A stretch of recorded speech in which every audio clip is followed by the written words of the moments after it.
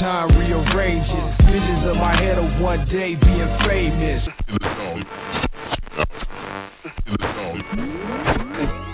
I am a sinner who's probably gonna sin again. Lord, forgive me.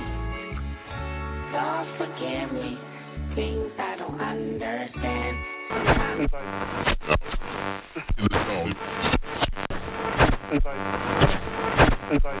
Hello?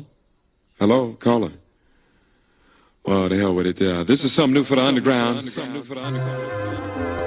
about now, you're about to be possessed by the sounds of OG Music's own G-Lew. Ladies and gentlemen, once again it's your boy G-Lew, back doing what I do, back again for the next installment. This is the G-Lew Show.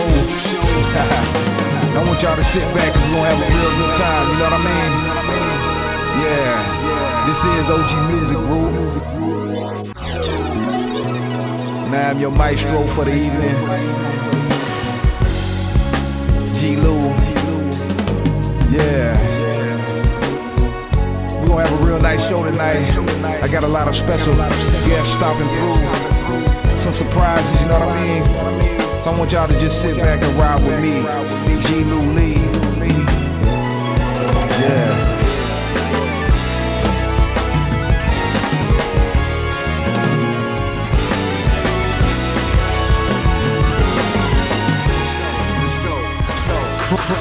Crank it up and piss off the neighbors.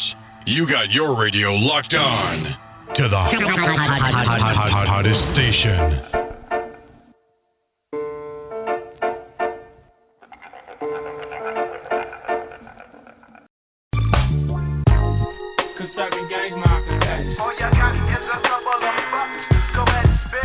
Yeah, what's up? It's Young Mac Ass Moore, you know what I'm saying?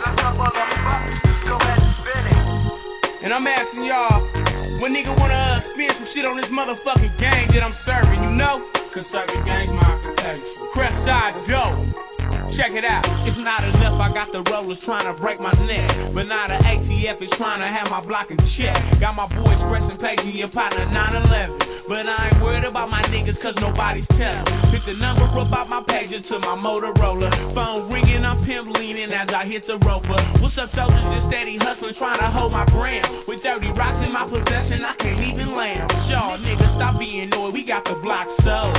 If they hop out of the car, you better shake them hoes. Yeah, niggas, cause how we living, it ain't no joke. He say them niggas in the south need some more dope. It's the gang cutty, so can't nobody justify. Have them swole, boost up the price and they gon' love to buy. I say, yeah, fool, it's cool, I be there in a half. Hung up the phone, counting my cash, had to laugh. I could a young ass G, have it juking to the very degree that everybody copying Yandy from me. Just right then, my thought was fucked up by a trick officer. Rookie to the game, swear he's the back officer, 3 times black. No, I didn't let him take 2 steps. I'm in my bro, but it's feeling like a jet. Coming off the runway, 24/7 pimp shit gets done, man.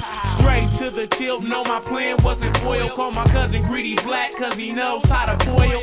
Greedy made this shit backflip. Rewind, come again. Now what nigga wanna spin?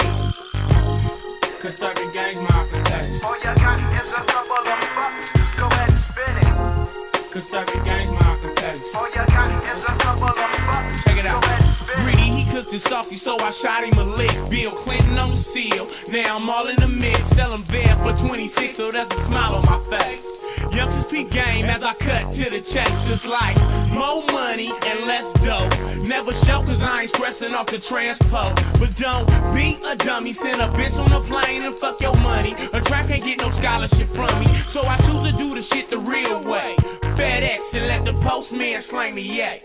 Have it at your front door. California snow wrap so tight. Have it to you overnight. So tell your boys send a kite.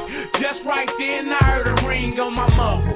Flipped the receiver, said what's up. It was my real folks. He told me that the fatty was there. So if the product was cool, then we can send it by air. Conservative gang, my protection. All you got is a couple of bucks. Go ahead and spin it. Conservative gang, my protection. All you got is a couple of bucks. Go ahead.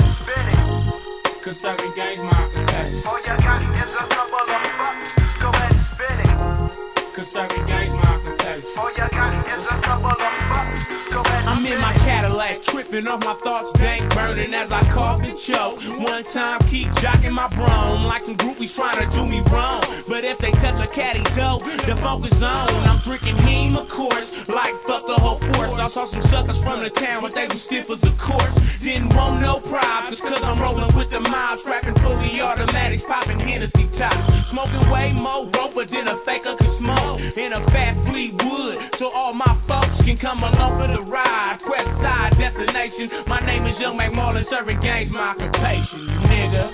Cause serving gangs my occupation. All you got is a couple of bucks. Go ahead and spin it. Cause serving gangs my occupation. All you got is a couple of bucks. Go ahead and spin it. Yeah, though, it's Young McMullen, you know what I'm saying? All you got straight is out a the crest couple side of the of beat. Go ahead and spin You it. know, spitting this shit straight from the motherfucking gateways, all the way to stage, all the way back to rounds, you know what I'm saying? It's going down. We gon' clown, you know the top. Motherfucker ain't even tripping, you know what I'm saying? Just trying to make some mix, you know? Cause niggas got they P's lost, crossed, jealous cause I'm the motherfucking boss. You know what I'm saying? Mad cause they don't got no sauce. And the motherfuckers sitting it to win this, you know? Why not? Cause serving gangs my occupation. Cause serving gangs my occupation. All you got is a couple of bucks. Go ahead and spin it. Cause serving gangs my occupation. This is Octavius Miller, the CEO of the Westcoast Hip Hop Awards and Seagram Records.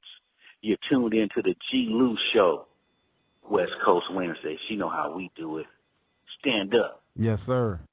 Yes, sir. It's the G-Lew Show, Westside Wednesdays, man. And you heard right there, that's my special guest for the evening, Mr. Octavius Miller, founder of the legendary Westcoast Hip Hop Awards.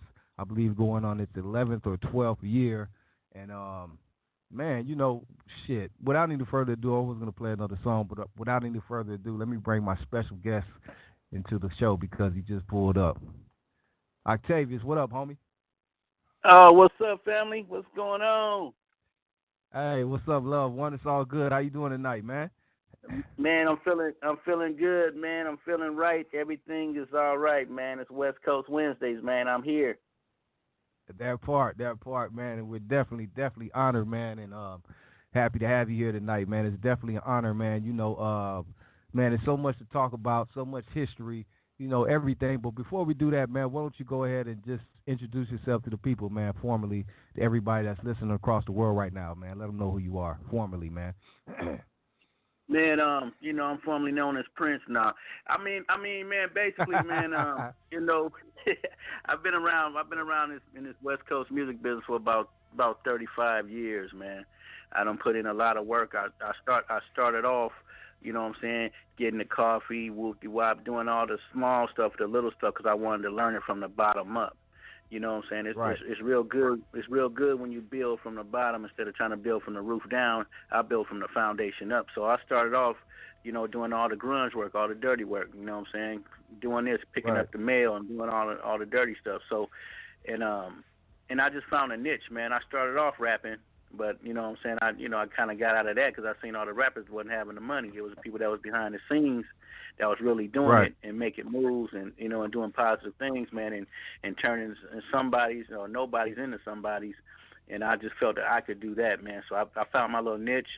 I became one of the best promoters, basically the number one street promoter for about 25 years, man. I was the one that was putting everybody on and, you know, promoting their products across the country and around the world, man. So, you know, I got the scars to prove it, you know what I mean? I got the thousands and thousands and, you know, hundreds of thousands of posters and flyers that's all around the world, man. I put them there.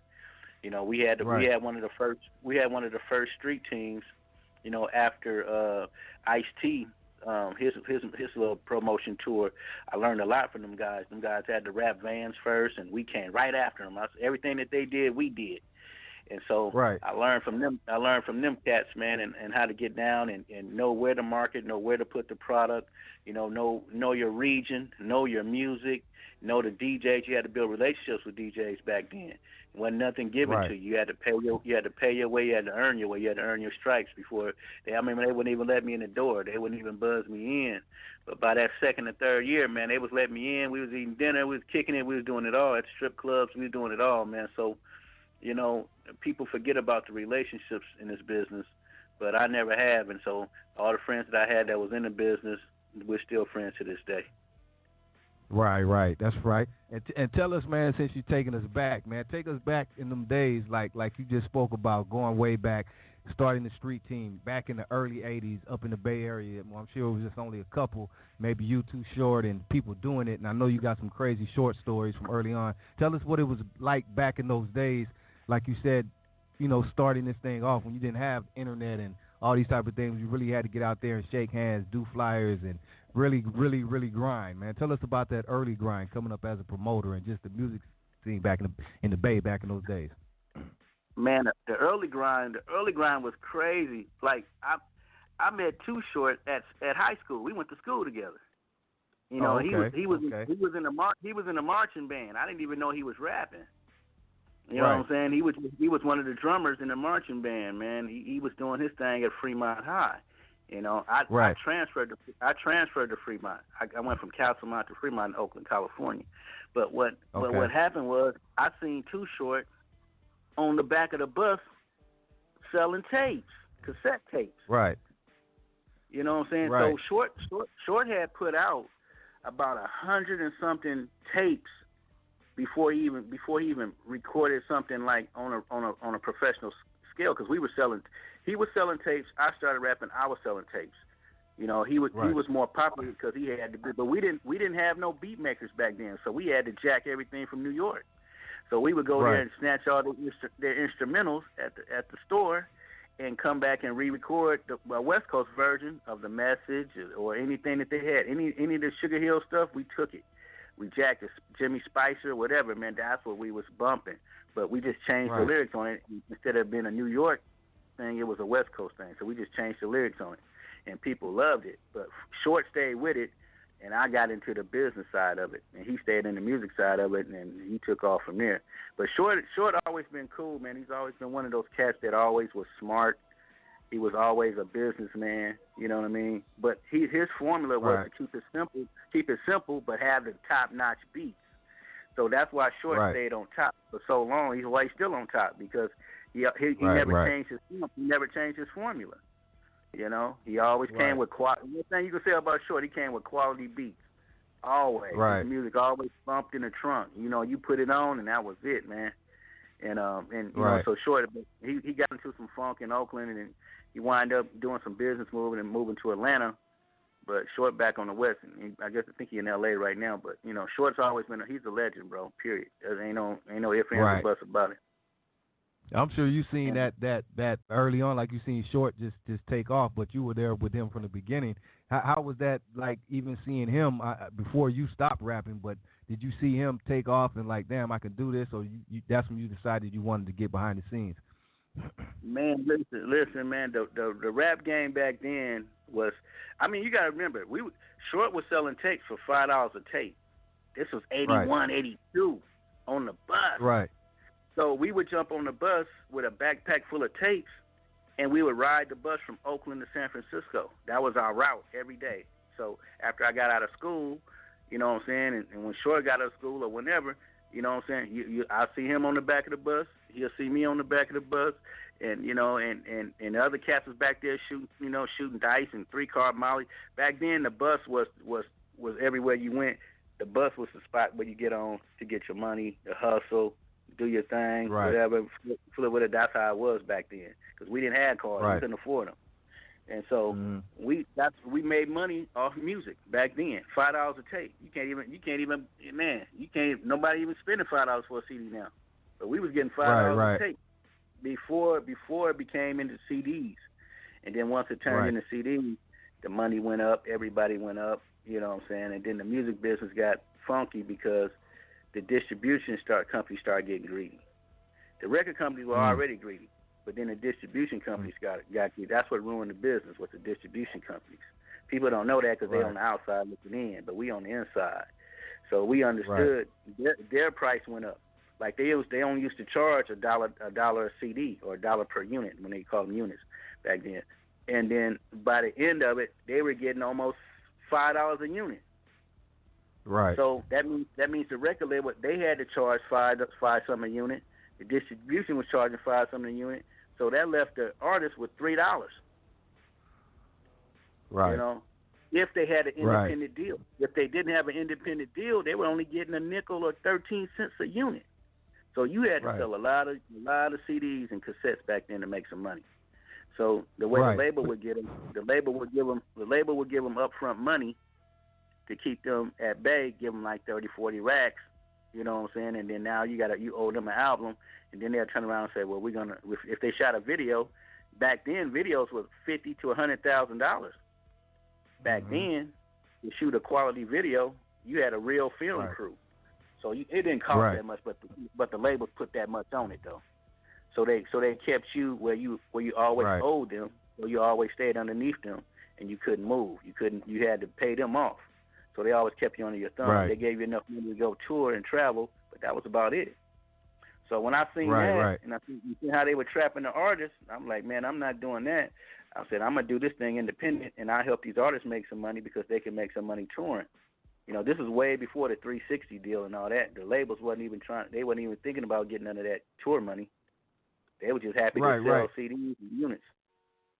Right, but let me ask you this, though, taking it back a bit, because being from the Bay, everybody knows the Bay was one of the blueprints for the independent game, and that's, you know, they laid the foundation for the independent game, you know, way back then. Everybody knew that's, you know, even later on, people from L.A. and everybody was going to Oakland to get distribution deals. But take us back to when the labels or distributors first started coming to Oakland, and how you were hip to that game to get with the distributors early on.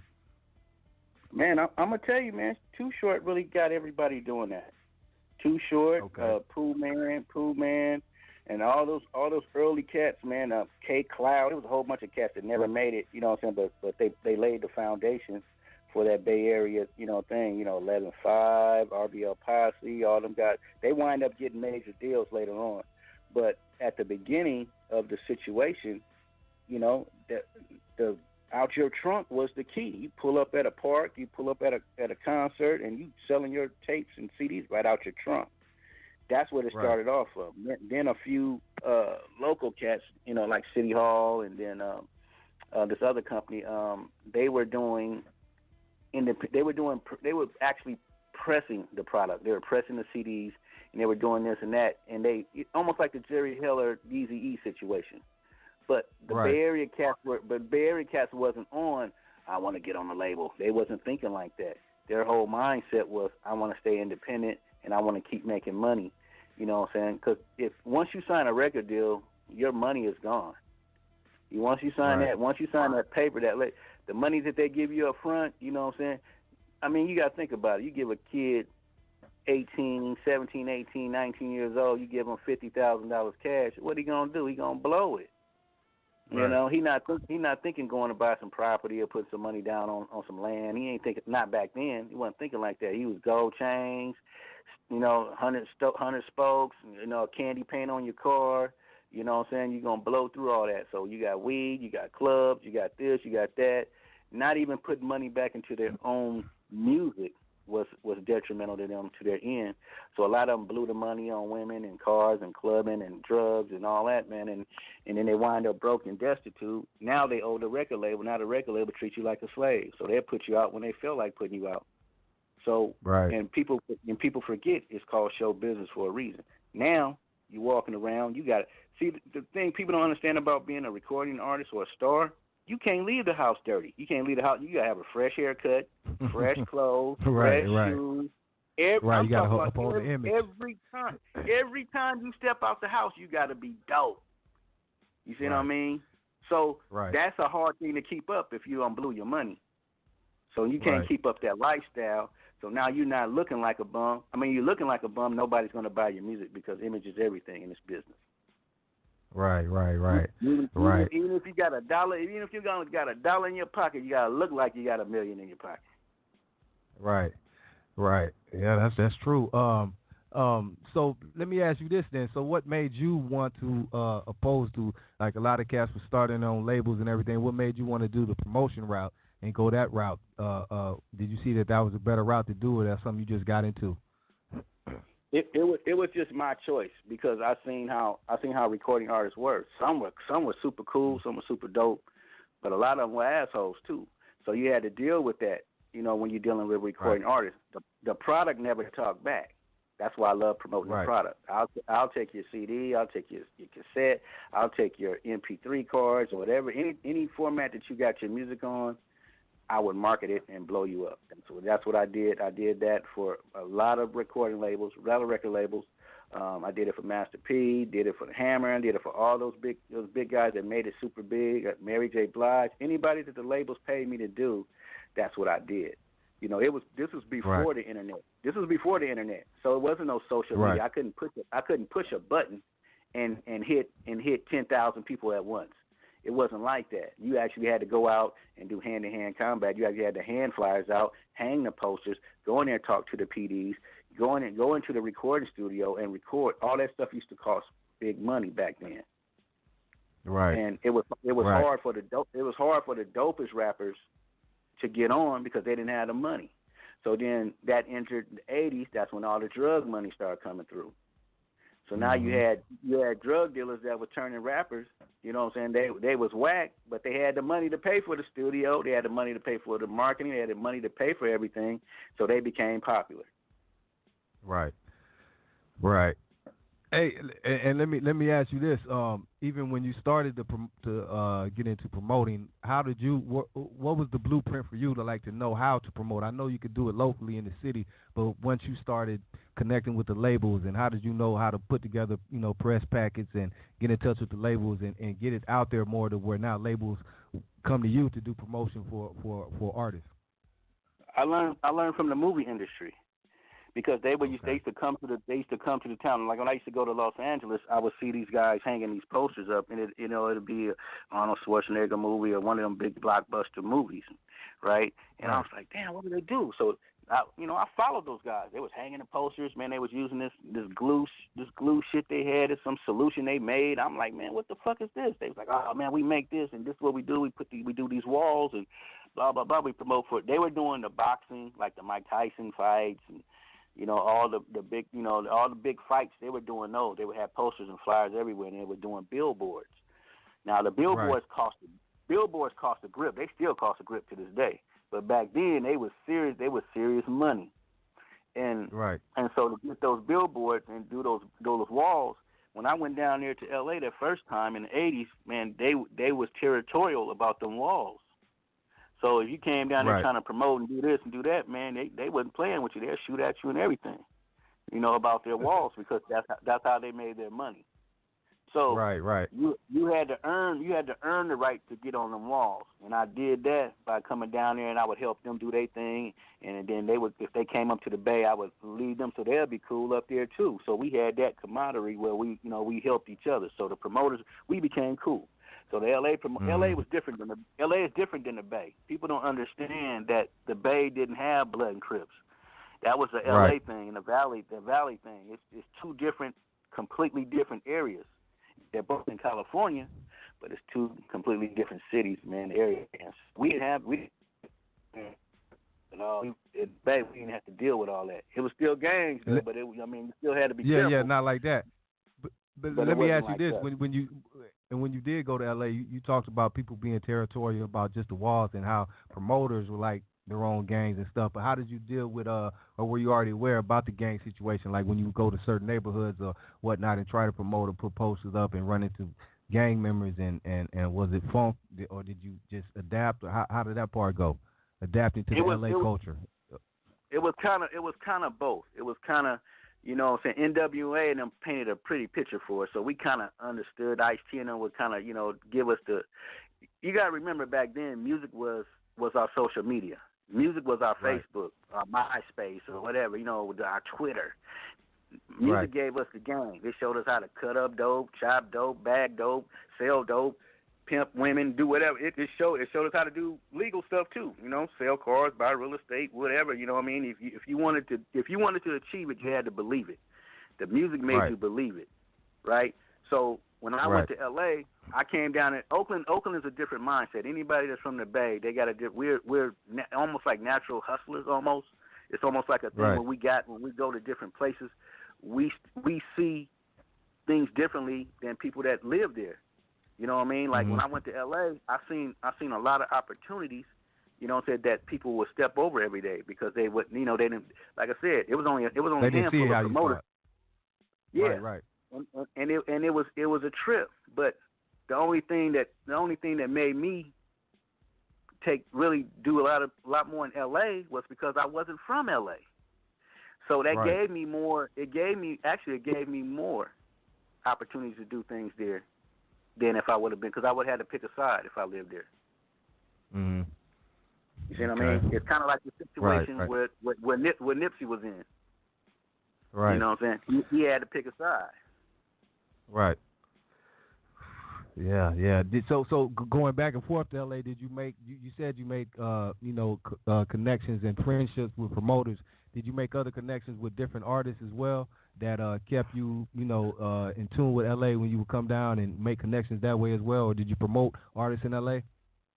I promoted everybody in LA, out of LA. I promoted you in Tupelo, Mississippi. Wherever they paid me to go, that's where I went. And usually, I did a lot in the West Coast region, but I've been down south. I've been in the Midwest. You know, I've been all over. I was born in Flint, but raised in Oakland. Right. Oh, when I came to the East Coast, I still got love because they loved the West Coast music. They didn't play it like it wasn't no East-West beef back then. It wasn't no Pac Biggie thing. So back then, they used to love our shit because we didn't give a fuck. We didn't care. You know what I'm saying? We talked about stuff that they would only dream about talking, because the East Coast cats were more into the political thing, more in the trying to save the earth and all that. We wasn't in there. We were trying to save ourselves. We was into the Black Panther thing, Black Panther movie. We trying to eat now. We ain't looking for no pie in the sky. We want to eat right now, and we want to develop our music. We want to develop our culture, and we want to keep things going. The only thing that set us back was the crack epidemic, because when the crack came in, that divided our city up, and it was divided up by block. It was divided up by neighborhoods and blocks, because those blocks became $1 million blocks. And hold on, I want to ask you this before I do that. Let me go to the phone lines. We got a couple callers. I want to catch them while they're in the queue. They probably want to ask you a question or two. Let me go to the phone lines. 503, live on Westside Wednesdays with Octavius Miller. Hey, what's up, Hello. bro? It's your family, KV. What's going on, man? How you doing, Doc? Hey, how you doing? What up, homie?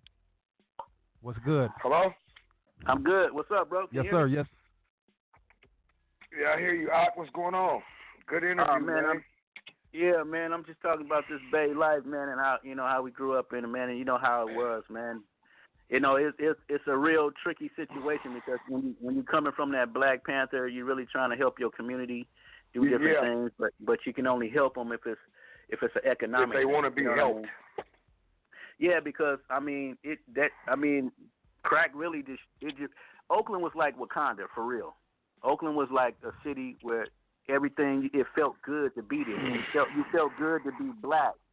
You had a black mayor, black lawyers, black doctors, black garbage men, black hustlers, black pimps, everything was black. It was beautiful. It was more good than it was bad. But when crack came, that divided everybody. It divided the city, divided neighborhoods. It turned family members against each other, because you had everybody had that uncle or that auntie to come in and steal everything out your house and sell your TV, and all kind of stuff. So you had to deal with that on a real massive base, because they really flooded the market with drugs. Right. It was bad. Right.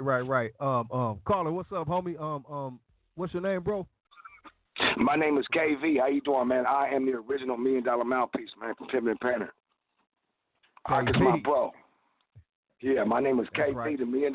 Hey, game news in the house. Put it like that. Okay. Game news in the house, man. GAMENEWZ in the house. My man. Hey, how you doing, thank family? you, homie, for calling in. Definitely a real one. Oh, yeah, Doing man. great, I've been checking your show out for the last couple of weeks, and, I've been digging it, man. We've been, okay. I appreciate that. We've been digging it, man. I'm out here in Portland, Oregon, where everything green the color of money. That's right. Hey, that's and where the we got award the West show's Coast. going to be at, right? That's exactly where the award show's going to be at, man. Okay. For sure. I'm the one that hit you on the DM. Yeah, okay. I got you now. I got you. Yeah, game news in the house, man. You know what I'm talking about? Yeah, for This sure. is me not only, man. Yeah, for real. That's right. That's right. Yeah, man. From the lip, not the hip, man. From the lip, not the hip. Hey, man, while you on here, man, plug your handles, man, so the people can follow you or get at you, man. They How you need doing, to get man? a bar that. My name is KV. I'm the $1 Million Mouthpiece, man. I'm a marketing strategist. Okay, I'm an artist. I work with Ock, have been for the last few years. The Westcoast Hip Hop Awards, the Wellness Seminar, talking about the loophole language as far as marijuana and minorities are concerned. Not only that, I'm an artist also. But you can catch me on the IG. You can tap in a hashtag, Game News, GAMENEWZ, all capitals. You can catch me on my Twitter page at Mouthpiece KV. Not only that, man, I need you guys to go on the Media Hub. Media Hub is by my buddy Robert Alexander. It's 360 Wise. It's an all-black media hub. It's an all-black platform. I'm encouraging everybody black to go on the Media Hub. Not only that, I'm encouraging everybody to come out to Portland, Oregon, man. Check out what's going on in the Westcoast Hip Hop Awards. Cause what we're trying to do out here in Portland is take our hip-hop scene back. Yes, sir. When is it? August 17th, 19th? It's yes, August 17th. It's 17th. August 17th at the Marine Drive. Hey, is Oregon is a legal state now, right? As well, right? Oh yeah, man. Oregon is the most legal state of marijuana here in the United States. Actually, Oregon is the template for what everybody else is trying to do. If you notice, everything that's happening in California, like in Riverside and all other areas of California, they are actually raiding. Okay, that's just California getting ready to clean up and regulate like they see Oregon doing. Right. Okay. In Oregon, we have the most growers. We have the most growers per capita in the state. When last time you ever bought a $20 half ounce of weed? Oh man, that's unheard of, ain't it? I'm talking about some hydro. I'm talking about some hydro. Never. All right then. So yeah. So what I do is I try to educate our people, man, on as my partner RP would say, the ins and outs and outs and ins of the industry, man, of the language. Right. When it comes to minorities and blacks trying to get into the industry.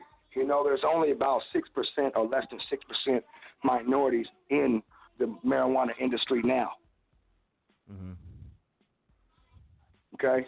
It's only 6 to 8%. And how many are incarcerated? Probably 80%. Yeah, from this weed that's shit. the cold thing about it. There's reform going on, but the reform is not working. Mm-hmm. Okay, and there are different. But I'm gonna tell you right now, what Oakland is doing.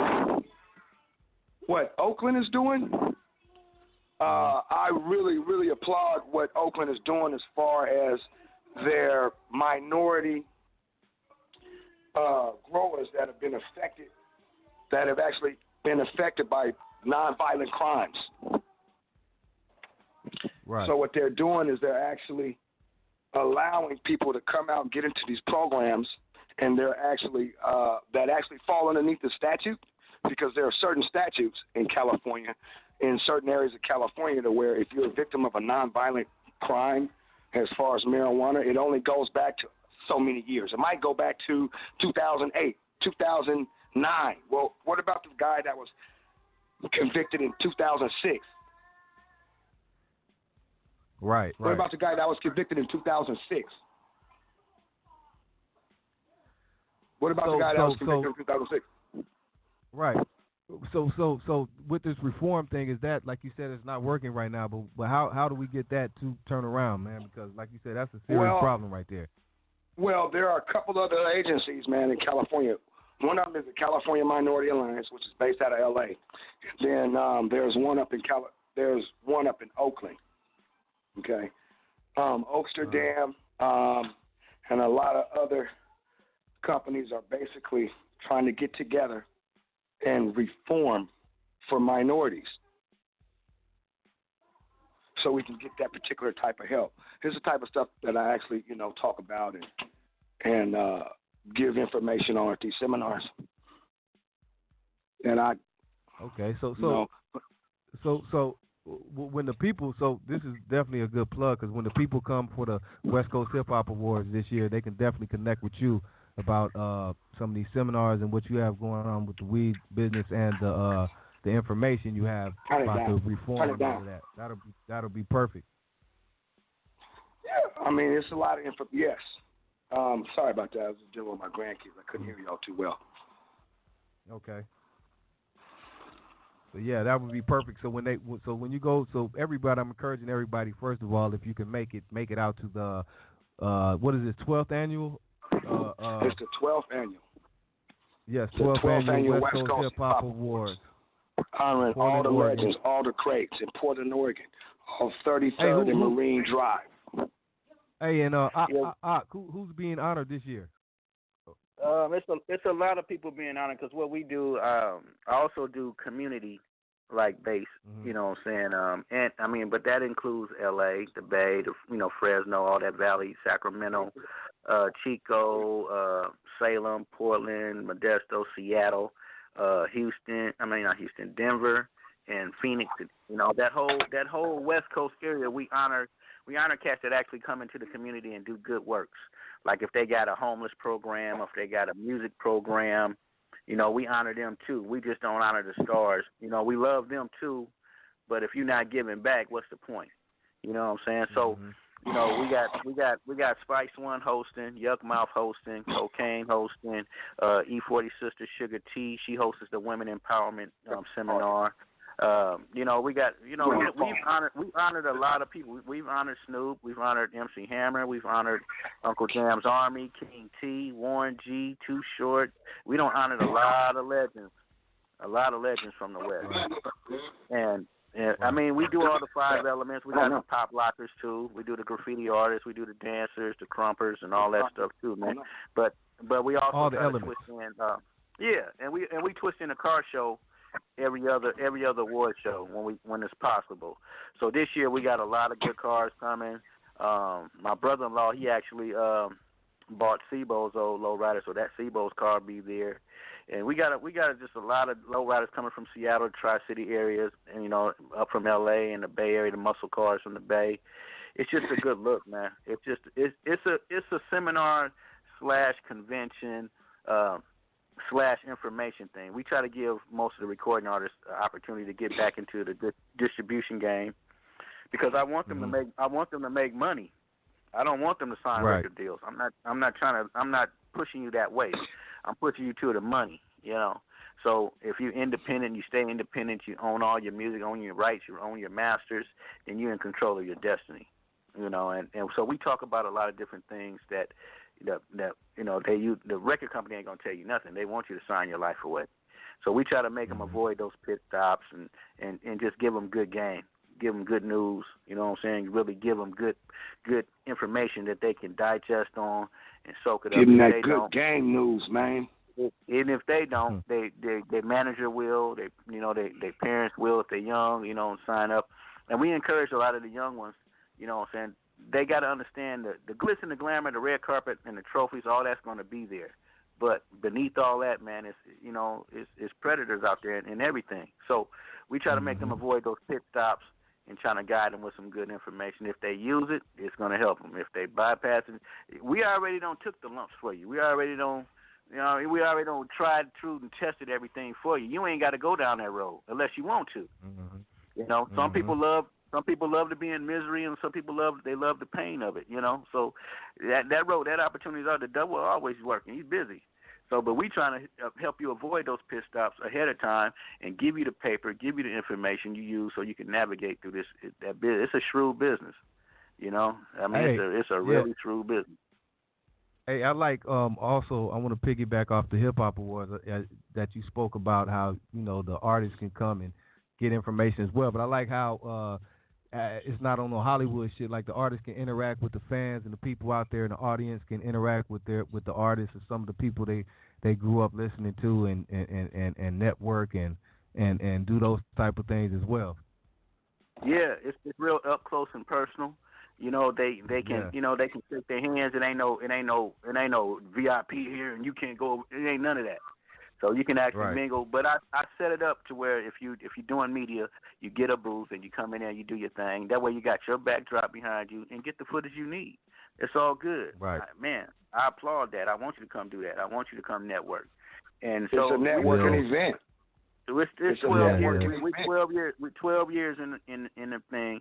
I've been in the business 35. So, everybody that comes that supports us has been in the business a long time, and they can help you. If you want it, you know what I'm saying? You gotta want it. And you come, and some just come just for the information. Some come, they want to see some of the people that they grew up listening to, their heroes. They want to see them up close and personal and chop it up with them, shake their hand, take a picture. That's cool. Some want to come to see the cars, and that's a beautiful thing, too. That's part of the culture. So we try to put everything into one thing and make it all good, but make it accessible. We're not a mainstream thing. It's an underground thing, and we like it that way. It's black. It's black on. Right. If you scared to kick it with your own people, then you don't deserve to be there anyway. You don't need to be there anyway. That's right. But that's right. We building bridges, not fences, man. That part. I like that. Hey, let me go to another call. Hey, Game News, man. We appreciate you, man, checking in with us, man. I'm gonna go to a couple more callers, man, and then I want to ask. I want to go back a little bit. Ask Ox some more questions, but thank you, Game News, again, man, and once again, people tap in with Game News on Instagram, and if you go into the award show, make sure you check in with him so he can give you some good game, because he has a lot of it. I'm gonna get you back on the show as well, Game News, man. We gotta chop it up some more with your own. No problem, man. I can sing you some music too. We got a lot of game. Okay, for sure, man. Because I got to get some of this game from you, man. If I could borrow some, man. So we'll tap back in. It's exchangeable. That part. Okay. That's what's up. All right, I love you, man. I'm gonna hit you back in a minute, bro. Dope ass interview, man. Dope ass interview, bro. Dope ash interview. Dope show and everything else, man. Thank you, Y'all brother. need to tap Much in love, and stay tuned into this show. The G-Lew show. That's right. Yes, sir. My man. That's my drop. Thanks, homie. In a minute, baby. For sure. Hey, yeah, much love to the homie, man. And damn, we have some more callers. If you want to speak, press 1. We'll bring you into the show.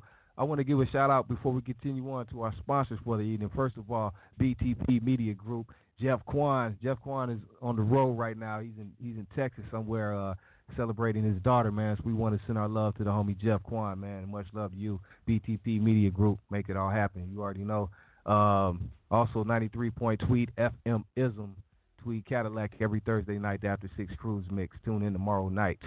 And the Westcoast Hip Hop Awards, man, going down August 17th, 2019 in Portland, Oregon, man. Tell them the information one more time so the people could be in tune with that. Yeah, man, it's they can go to www.wchha.com, which stands for WestCoastHipHopAwards.com, and go on there, man. It's Saturday, August 17th. It's in Portland, Oregon. It's right by the airport. Come on out. You can get tickets at brownpapertickets.com or 1-800-838-3006. 1-800-838-3006. Tickets is $40. VIPs $100. come down and celebrate, man, with us, man, because it's a family reunion for us every year. You know, we celebrate it every year, man. So, you know, and like I said, man, it's all beautiful, man. It's black love at its finest. You know, it's our music, our culture. Right. Not to cut you off, I just want to ask you this: what made you? Because I know early on when you started the award show, you did it in Portland. What made you want to go back to Portland? Was it good love there? Like, what made you want to go back and do it again in Portland, Oregon? It was all love, man. You know what I'm saying? I mean, I was living there at the time. You know what I'm saying? And so, you know, when I was out there, because I lived in Portland because Portland was cool. It was just one of them cities. It was beautiful, trees everywhere, man. Everybody was beautiful, man, blazing up. The first day I was there, man, these cats took me to an island. It was what is it called? It's right on the river. But anyway, they took me to this island, man. You had to raft over to it. So I get over there. They got a bonfire, nothing but weed plants, bro. Weed plants and women running around naked. It was crazy. I'm like, what the hell is this? The first day. Government Island, bro. Government Island, bro. My first day in Portland, man. So after that, I came up here to visit my grandma. I came up to visit my grandmama and wound up staying up here for a few years. And then I moved back to Cali, and then I've been up here ever since. But so back and forth from here to Oakland. But yeah, man, it's a beautiful place. It's a beautiful city. You know what I'm saying? The people are cool, and it's a hip hop city. You know, people really love hip hop here. You know, I used to do a lot of shows here. But I did the first one. I did the first one here. It was like a test market. Let me test it out. And then I did it here, and it was cool. Everybody loved it, man. Crooked Eye and, you know, and South Central Cartel. Everybody came up. It was beautiful. Beautiful night, packed, sold out at the Roseland Theater. And it was just dope. So I said, oh, okay, they really do want to support each other. And so I had it in Portland a couple of times. I took it to L.A. So when I stepped into L.A. with it, I had already established my presence down there with the promotion side of it, but never the concert side. So when I came down there and did the first one down there in 2012, it was sold out. And you were at the Staples or the Microsoft? Where was that at? We had the convention center. No key. Oh, the convention. Yeah, that's right. The convention center. Yeah. Yeah, we had the convention center. And every time I do it there, we go to the convention center. I don't think they wanted to give it to me. I don't think they really wanted to give it to me. Yeah, I was like, how did you pull that off? Right. I pulled it off because I got a Greek name. See, my name is Octavius. They probably thought I was an old white dude. So when I get down there, but the contract was already signed, wasn't shit they can do. So, but when I got there, they were looking for Octavius, and I'm standing in the room. I'm like, hey, I'm right here. But anyway, so we wound up doing it. It was beautiful, great night, man. And so ever since then, they love me because I do good business. We didn't have no fun. Wasn't nobody fighting. Wasn't no shootout. Wasn't no sideshow. Wasn't none of that. It was a beautiful night. Everybody, even the cats, even the triple OG cats was coming up to me and was like, man, how did you do this? He's like, man, nobody's ever been able to put Bloods and Crips in one room and nothing to crack off. You know what I'm saying? Because especially in LA, because it's it's 8 generations of funk. Right. You know what I'm saying? There's a lot of bloodshed, a lot of drama in between all that. But and that's what I'm saying, to go back to what I'm saying about when I was from Oakland to L.A., it's a different vibe. So I'm not affiliated with neither side. I know people on both sides, but I'm not a Blood or a Crip. So that kind of helped me to do it in L.A. because it wasn't a red party or a blue party. It was a neutral party. And so everybody came, man. It was a beautiful thing, man. It was kind of like the stuff Nipsey was doing that you didn't really see until after he passed, but we were already doing that kind of stuff. And actually, we were going to honor Nipsey this year with 3 awards. Wow. I mean, we still are, but man, it's a sad thing, bro, because Nipsey was a good dude. You know what I'm saying? He was a good dude. I was going to ask you. I was definitely going to ask you about that later on in the conversation. But you brought him up, and I asked everybody this, but you brought it up. Not to speak too much on it, but what's your take? You spoke on it. You're going to honor him this year. So what's your take on Nipsey, man, everything that he did, not only from the music, but definitely the community work he did, but even his music was dope. What do you think about him? He was finally about to get the shine he deserved, with the label deal, which was in his own, which he made happen. But he was finally about to get the shine, and then now he's taken out of here.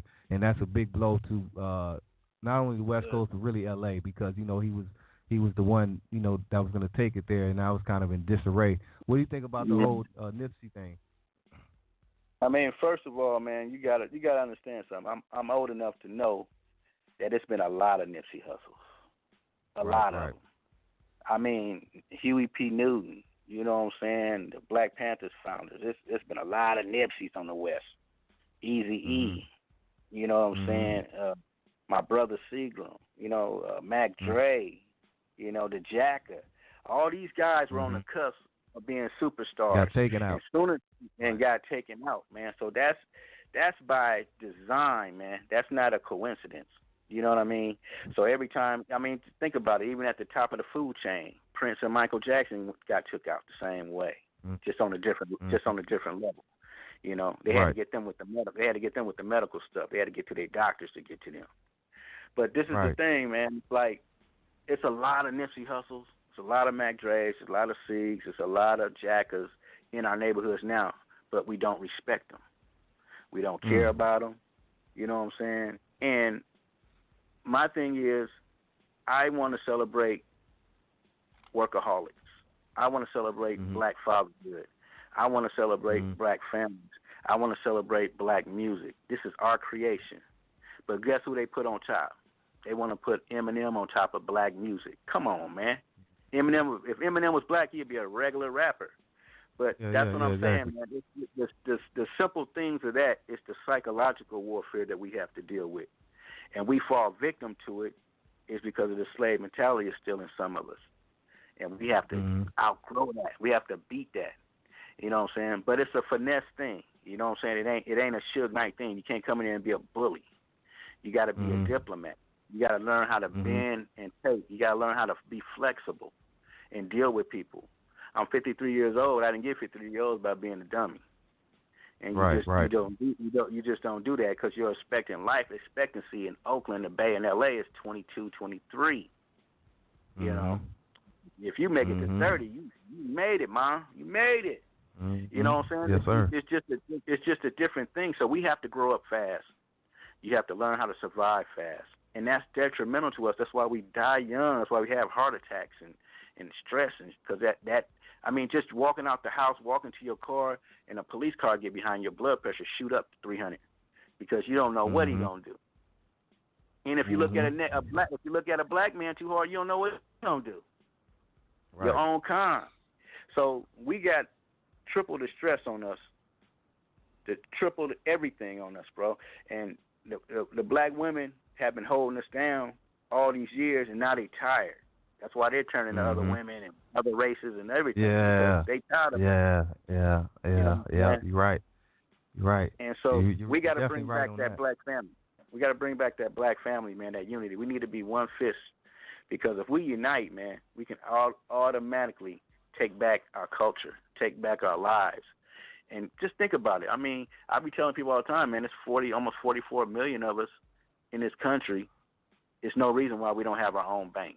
That is ridiculous that we don't have our own bank. Because guess what? We can put in $1 a week. We got $44 million a week going into a bank that we can get loans from. We can get house loans and car loans and stuff from. That help us survive legally. We ain't got to sell. But we ain't never had to sell drugs, man. We ain't never had to sell drugs. We just have to support each other. But that's the main key right there.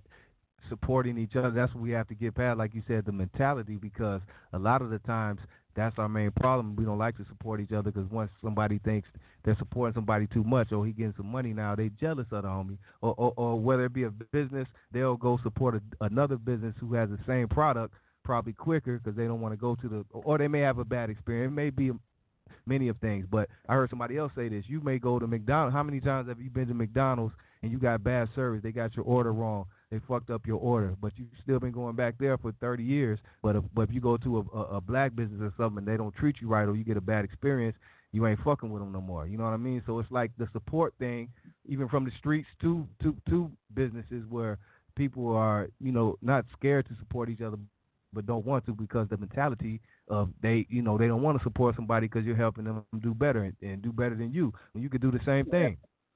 And I learned that. I learned that a long time ago. I learned that, man, when I used to own 3 record stores.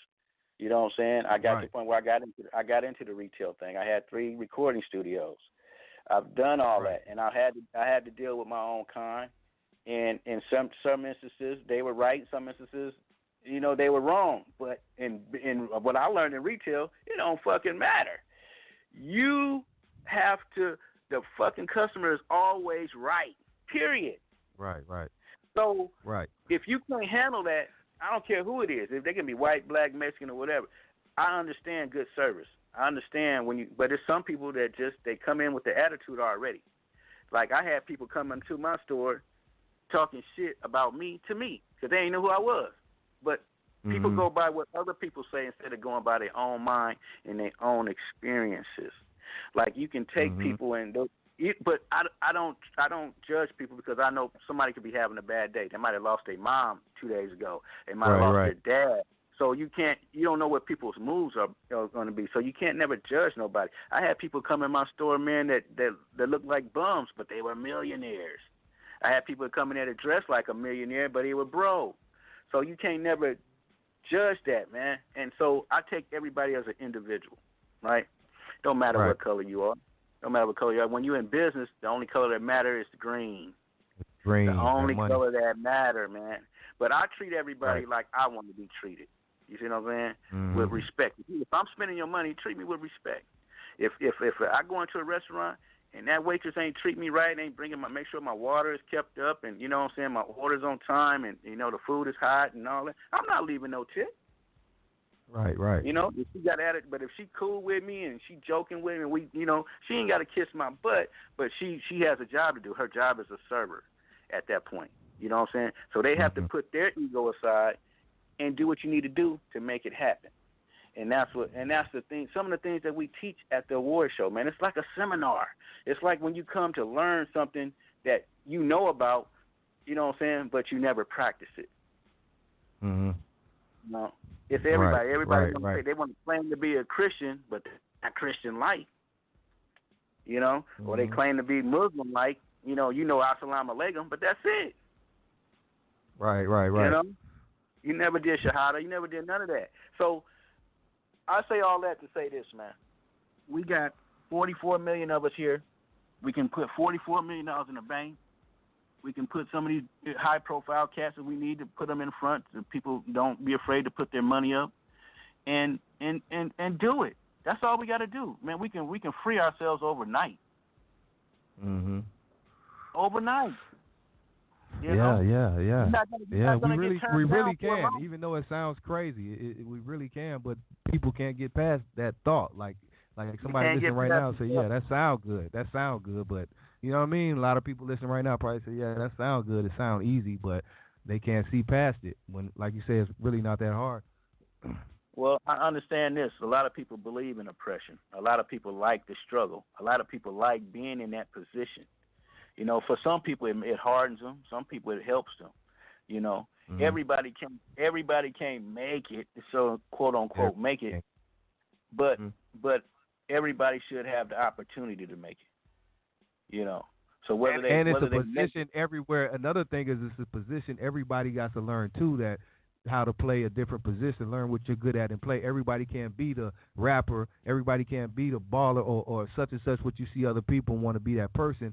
You have to learn what you're good at and what you can do and add to the team to be a team player. 'Cause that's a lot of the things too. People instead of being a team player, they want to be that dude, and now they start hating on the dude, and it fucks everything up. Don't hate me. Hate come with it, man. Hate come with the plate. You know what I'm saying? That's just part of it, man. That ain't gonna never stop. It's always jealousy and envy, always gonna play a part. You know what I'm saying? But we have to look beyond that. We have to have a different vision. You know what I'm saying? We have to lead. You know what I'm saying?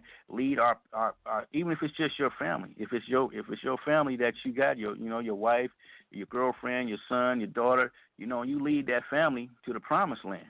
You're obligated to do that. You know what I'm saying? Listen, man. Music is love to me. It's life to me. You know what I'm saying? I chose music because music chose me. But guess what? I love it so much, I've never worked a day in my life. Right. I've never worked a day in my life because I love what I do. You know what I mean? So I love taking nothing and turning it into something. That's progress. That's me contributing to society. You know what I'm saying? Right. All music ain't good. All music ain't bad. But I think you can learn something from anything, any song you can take, because music can change your whole mood. You know what I'm saying? If I put on some J. Cole or some Kendrick Lamar, it's gonna pump me up. It's gonna make me put my fist in the air. You know, if I feel political that day, I'm gonna put on "Fuck the Police" or "Cop Killer" or whatever. You know, Ice-T or whatever, man. The music can change your mood. It can make you do things. It can motivate you. It can make you change. It'll change your life, man. Music. I mean, can you imagine life without music? Can you imagine movies without music in it? I couldn't. And music runs my whole day. All I'm doing shit. I got my headphones. It's like you said, music is my life as well. So I couldn't imagine it. I really couldn't. So that's what it is. Like you said, everybody got to find their passion, and once they find their passion, they'll never work again. That part. Free game. Hey, check this out. I'm gonna go to a quick break right quick. I'm gonna go pour me a drink and come back and go to a couple callers, and then I want to go back because I want to ask you some things because we skipped over a bunch too, and I want to get back to the Hip Hop Awards, how you started it. But I want to go back a bit because we skipped over a lot of that history, and then I want to get to your brother as well because we don't want to skip over that. We got to pay respect to Seagram, rest in peace. So I'm gonna take a quick break and then come back and talk about that a bit and go to the phone lines as well. You know what I mean? We come right back.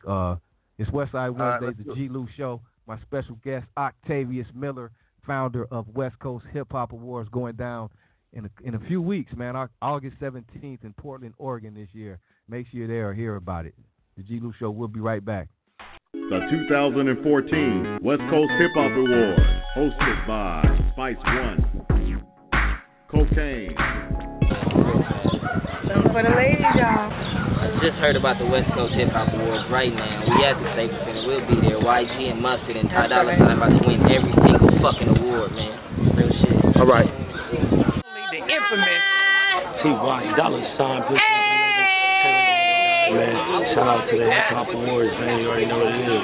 We on MTV. How do they contact you for a feature or a verse or a video? Man, Ty Dolla $ign, Instagram, all that. Yeah. Okay, we appreciate you. Come out to the Westcoast Hip Hop Awards. Ty Dolla $ign. That's what they want y'all to see, man. We in there. Niggas go hunting. Niggas what y'all know. Hey, yo, it's Nocturnal. All I really know is Hip Hop Awards. Nocturnal. West Coast Hip Hop Awards. Throw it up. And do this in August. You know how we do it. You gotta come around and everybody want to do what I do. Super ugly. Hey, you need a plug. Thank you. Hey, shout out Freeway Rick. The realest nigga ever. Oh, get my nigga. Hold on. At the LA Convention Center. You nominated. Yeah, you nominated. You better give a shout out right there. Hey, yo, let me get one with my boy Corrupt. Yo, it's your boy Havoc in the building, represented with my boy Corrupt from the DPG. It's in the building, live on the set for the Go Hard movie. But we're going to take a moment out to give a big shout out to the West Coast Hip Hop Awards on August 16th and 17th at the LA Convention Center. My boy Corrupt is nominated for an award. I got him, It's real crazy. You understand me, man? You understand me? Because this is the first I'm hearing about it, but I am definitely appreciative of the whole thing. I'm shocked. Yeah, you getting the award, man. Corrupt is in the building. Go hard, baby. Go hard, baby. Go hard, you always keep it hood. Hey. I remember that day we was in New York, baby, and I couldn't pull you away from no names, but I couldn't get him away. Had a whole big sack of bud, too, man. That normally draw the dog. That's when I was with Inga. And Havoc. The Los Angeles Convention Center Theater. August 17th, 2014. Get your tickets at ticketswest.com. The 7th Annual West Coast Hip Hop Awards.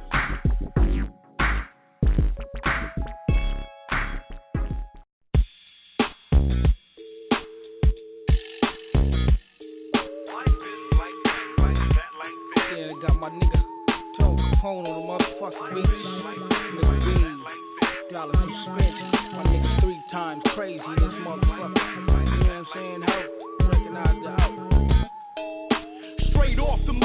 streets, I'm knee deep in the game. Keep me some heat, cause niggas creep when you're moving things. Like Tony Montana getting 28 a key in Alabama.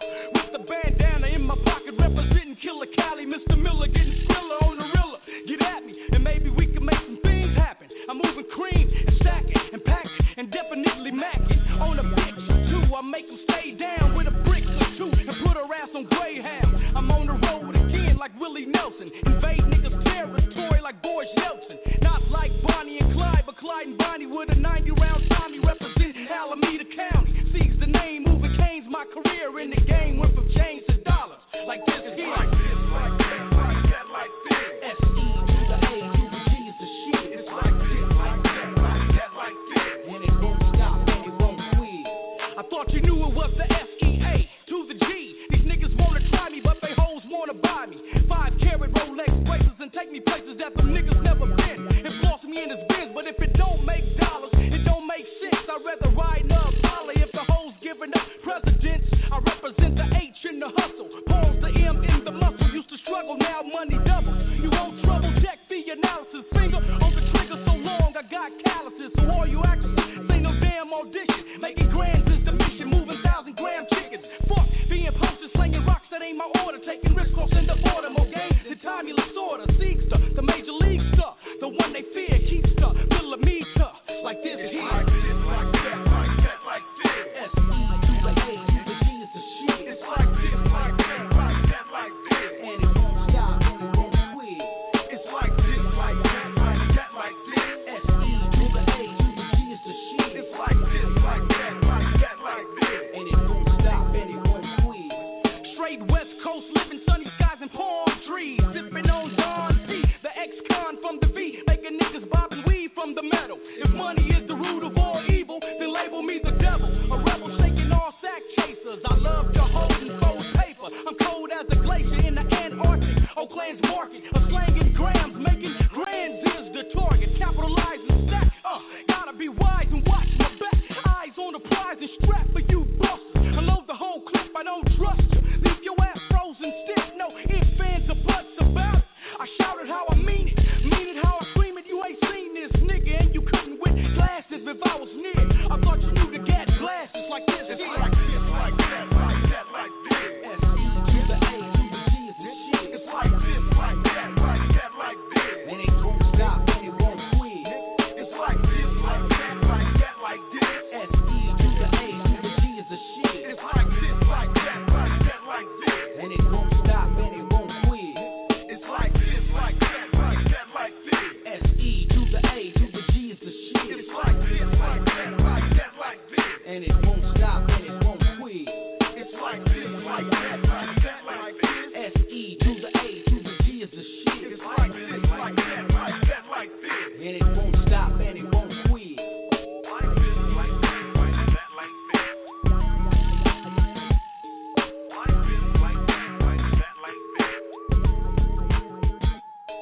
Like this, like that, like that, like this.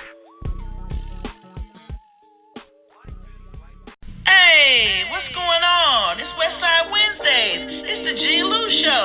You know we about to put some women in the mix. It's your girl CMG from the Conscious Daughters. Let's go. You know what it is. It's a funky expedition, baby.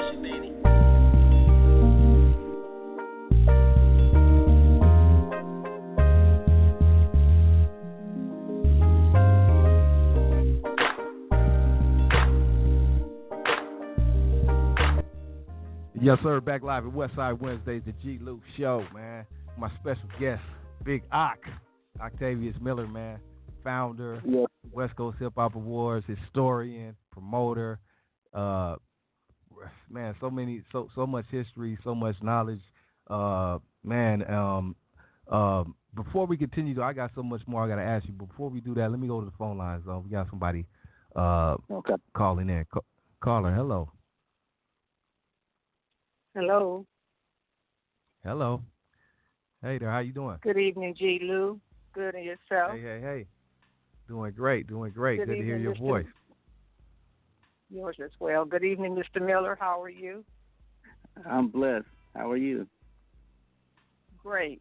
I'm listening to the interview. It's an amazing interview, and I'm getting lots of information regarding your background, which is very impressive. And I want to tell you, Black Power, keep doing what you're doing, and blessings to your prosperity. Thank you. I really appreciate that. Okay. You know. I'm going to continue to listen to the interview. Okay. Thank you. Thank you for calling in with us. We appreciate the love and support. All right. Okay. Have a blessed Blessings, evening. Queen. Peace. Peace and love. You too, Blessings, Queen. That's Queen Jean right there. Much love. Speaking of Black Power and all these things, man, you mentioned the Black Panthers, and you were 53. So I wanted to ask you this earlier, and I know now that you do, but you were around, before even the rap game and the 80s hit and the crack. And like you said, Oakland was like Wakanda, a black Mecca. Can you take us back to those? I know we were probably young then. Can you take us back to those last times and days when you had the Black Panther Party there? Did you get to experience that? Like, actually see it and learn a lot about it? Yeah, man. I mean, what people don't understand is like the Black Panthers started the WIC program, which is women, infant, and children. They, the government stole that idea from them, man. And the free food, the free lunch program started the Panthers, man. I mean, that was some of the, only meals the kids would get, man. And so I used to bag the bags. I sold the newspaper. Yeah, man. I met Huey. I met Brother Huey, man. And man. I mean, it's like one of those things. You're a kid, but you seeing it, man, and it was just a beautiful situation, man. I'm telling you, that's why they wanted to destroy it, because Oakland was really a united city, man. It was really it was a black Mecca, man. I mean, you came there, you felt good. It wasn't no racism cracking off, because it was just too many of us there, and we loved each other. People had jobs, and I'm gonna tell you, man, jobs and prosperity eliminates a lot of the problems that communities have. If everybody's there working and having money and doing things, man, you ain't got time for negativity. You know? Right. And then another thing, that back then, most of the black people that we knew that were older, they owned their own homes. And we don't have that. A lot of them got out of the military. They had the GI Bills and whatever, but they owned their homes. Most of the black grandparents, they owned their house. They bought them. Right. And Oakland got gentrified, and them same houses their grandfathers, great-grandfathers bought for $50,000, $30,000, $40,000, they're now worth $800,000, $1 million, $2 million, $3 million, but their kids sold them when they got on drugs. That's what I was going to say, too. That's when that crack thing kind of took, not at the time, but in the long term, really took effect on the community, breaking down the structure. Like you said, grandparents, people work and own their homes, to when, crack came, people was damn near selling their homes, giving it out, or became struggling out on drugs, couldn't maintain it, or the kids couldn't maintain it. They didn't pay the taxes on it, and they just came in there and got them houses for dirt cheap, man. And it's a shame, because when we was growing up, your grandparents' house was home base. That's where you went when you lost your job, but you can still stay there, go get something to eat, change your clothes, and go find another job, and no stress. That was the Big Mama's house. Was always that house you can go get a good meal, and it wasn't no tent city. It wasn't living under no bridges and all that craziness, man. Right now that's going on. But the family structure has been destroyed. Family structure was definitely by the grandmother. I was speaking to somebody about that, my cousin, because my grandmother, grandparents passed, and that breaks down the whole structure of the family, like, opposed to what it was. Like, you know what I mean? Just, not that family is not what it is, but, the grandmother and, that house and all that is the structure, and then once they're gone, everything kind of breaks down. Yeah, because that was the safety net. And you got to remember, we got to do the same thing that white families do. Get life insurance. We shouldn't be having fish fries to bury our people, man. You know what I'm saying? And that just kills me, man. We got to get insurance. We can start our own insurance company, just like we can start our own bank. We got to start taking bigger steps to improve, if not our lives, at least our kids and our grandkids, So those are the things we're going to have to do, and we're going to have to do it, and that's just it, man. We're forced to do it, basically, Right, and, right. Let me not to cut you off. Let me ask you this. I want to just jump forward real briefly, then I want to bring it back. But since we're speaking on gentrification and the changing of the guards and everything, what do you feel about the gentrification in Oakland. Not only gentrification, but I think I was speaking to somebody else about this from Oakland, about not only gentrification, but the teams being taken away, the Raiders, the Warriors, you still got the A's, but all of these type of things going on in Oakland right now. Well, I mean, they've been wanting that land. See, Oakland is prime land. Oakland is it's called Oakland because it used to be all trees. It even had big oak trees. That's why it was called Oakland when the Indians, when the natives had it. And so what happened was San Francisco was always going to be San Francisco. It ain't another beautiful city in the world. San Francisco is beautiful. It is. But right. But to live there, it's $5,000 a month for a studio. You see what I'm saying? And the projects there, they've been slowly tearing them down. So it's a couple of things over there. You got Hunters Point, you got Fillmore, and you got Bayview. So you got all these different hoods over there that used to be projects over there, but they're getting them out of there. So they gentrified all that. And like I said, the people start selling their parents' homes because they strung out, or they just didn't want to deal with it, and they just got rid of it. So they just want a payday. Right. Yeah, they just want to pay. They got the payday, and they move out to the suburbs, Sac, and buy a house out there, which is cool. As long as you exchanging one property for another, and you're eliminating rent, then it's a positive idea. We have to own. I always had this vision that if we own the houses, that nobody's going to tear up nothing they own. It wouldn't be no ghetto. Right. If you own that house, you're going to make sure that grass is cut, that paint on there stay up, because that's your equity, that's your property, and we have to get back to that. We definitely got to get back to that. Right. Hey, now let me go back a bit because we spoke on this, not to switch rounds because we want some positivity. Not that this is not positive, but we spoke about the Black Panthers, all of this stuff going on in Oakland. Let me take it to this part. Oakland also was the place where the legendary, one of my favorite movies was filmed. A lot of people don't know that, or maybe they do, maybe they don't, but the Mac. Because Oakland's also the home of the pimping, Fillmore Slim and Ron Newt, rest in peace. Tell us about that part of the game too, and then the Mac being filmed there. What did you think about that back in the day? It was dope. It was Richard Pryor running around the town. That was cool. Yeah. People didn't know Richard used to live in Oakland before he got famous. Okay. Yeah, he was doing this thing. He came up here to pimp to survive for a few years before he went down and took L.A. over. But yeah, it's a lot of them, man. Even the Jacksons live in Oakland. People don't know that either. But Oakland got such a rich history, man, of stars and and all that, man. But I think the Warriors are still they're still going to be a premier team. They're not going to be the championship team no more, but they're still going to be good. It's still going to be hard to beat them. And they made so much money for Oakland, San Francisco. San Francisco is the big brother. They just the big brother. Right, and, right. They got the money, and that's what it is. But what's happened over the years was they were making so much money. They were paying a lot of people a lot of money. Then Silicon Valley's on the other side, so they didn't. You can drive poor people out. Yeah, you can drive poor people out by just raising the rent. I remember rent was $425 a month when I lived out there. It was $425 a month, $450 a month. $550 you was living somewhere plush. You was in in a good neighborhood. $600 you was lavish.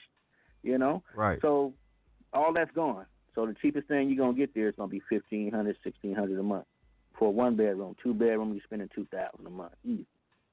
3-bedroom $5,000. So you can afford that. So you basically working just to live, and that's no way to live. Now I think people out west can make some power moves. I figured out that if I can buy a house in Detroit for $500, I mean that's that's rent out west. So I think a lot of people need to make some moves out there. I mean, I bought a couple homes out there, fixed them up, throw them on Section 8. Why not?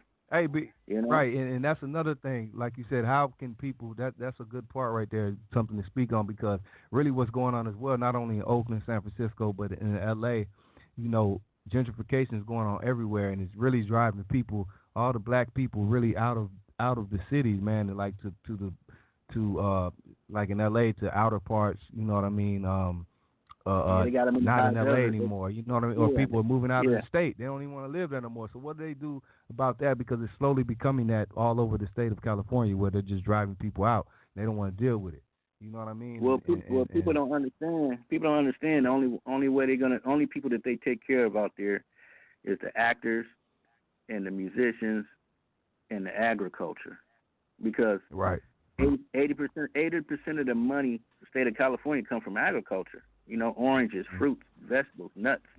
You know, California is a big ass state, but the money ain't Hollywood ain't the money. Hollywood is money, but a farmer is the money out there, and that's what it is. All the milk, the best and fruits the come from there, from the weed all the to best everything. Everything comes from California, man. So the infrastructure is set up. It's set up for you to win, but what's happening is they trying to get rid of the Mexicans. So when you try to get rid of the Mexicans, who's gonna pick that fruit? We ain't picking shit. So they can't get rid of the white people ain't finna go out there. Their son will beat their ass, so they can't touch that. So, you know, it's left. I want to get back into farming, but for a different reason. You know what I'm saying? And my mindset is to have my own farm so I can feed myself, feed my family, my own water source, my own electricity source, throw my own windmill up, and got my own electric grid up. So, you know, that's my future of me going back, you know, into the nature and doing my thing. You know, what I was taught, like my father taught me how to fish and hunt and all that, you know. And we ain't doing that no more. We ain't doing that no more, bro. We out here with flip-flops on. Right. I'm glad you spoke on that, because that's what we have to learn, too, how to grow and take things back in the day to where you can grow your own things, bro, because it's not hard to do. You know, but people don't have the information and the knowledge, so everybody doesn't know how to go out and get it this way. They want to get it the easy way, to selling dope and all that, which we know is played out and done with. You know what I mean? So how do we go back to even with the weed, though, how it's becoming legal, people don't know how. Black people, they may have been sold weed forever, pounds, all that, but when you come to this legal side, they don't know how to get in that game, and they really not letting people of color in that game. Even though the weed game is getting big, it's not being owned, and people are not owning dispensaries and things of that nature of color.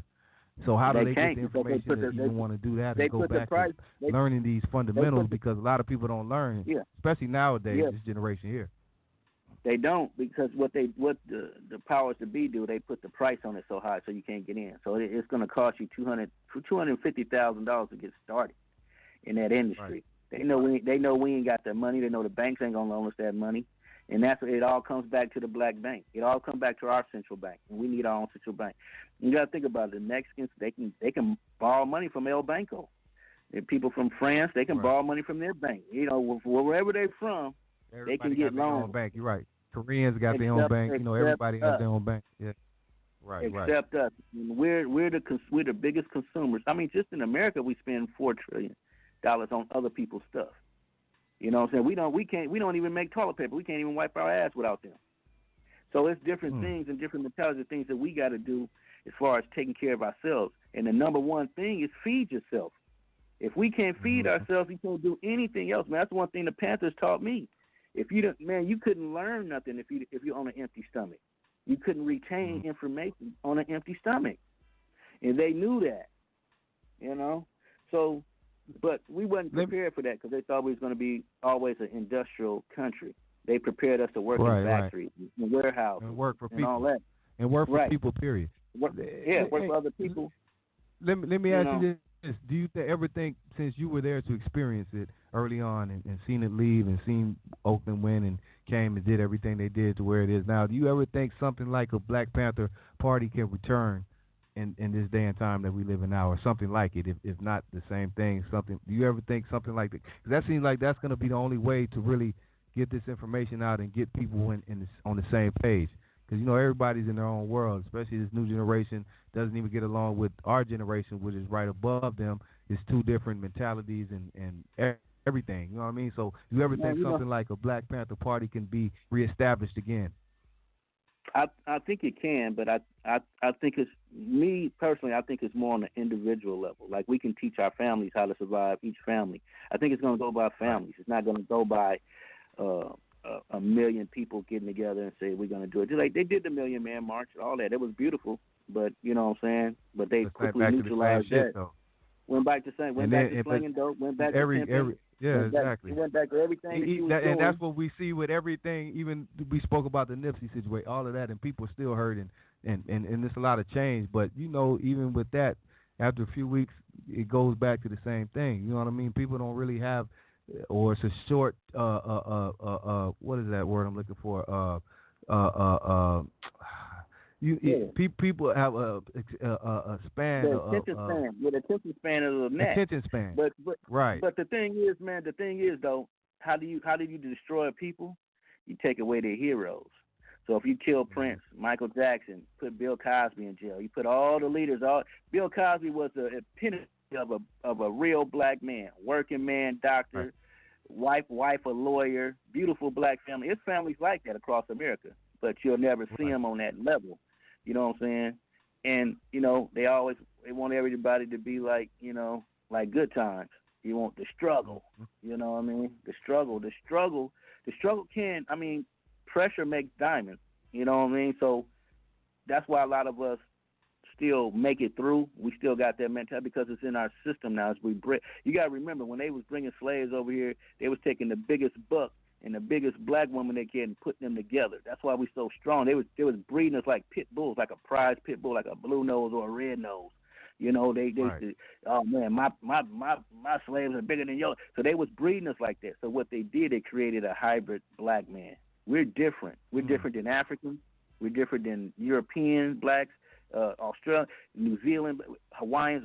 Even though we're all from the same place, we're the most feared. We're the most feared. You know what I'm saying? We're the most feared. We're the most high. Man, we're living beings that's godlike. All we got to do is stand up. That's all we got to do. If we stand up collectively, bro, ain't nothing can stop us, man. Nothing. Because we're in the belly of the beast. We're in the land of milk and honey. We built this country. It belongs to us.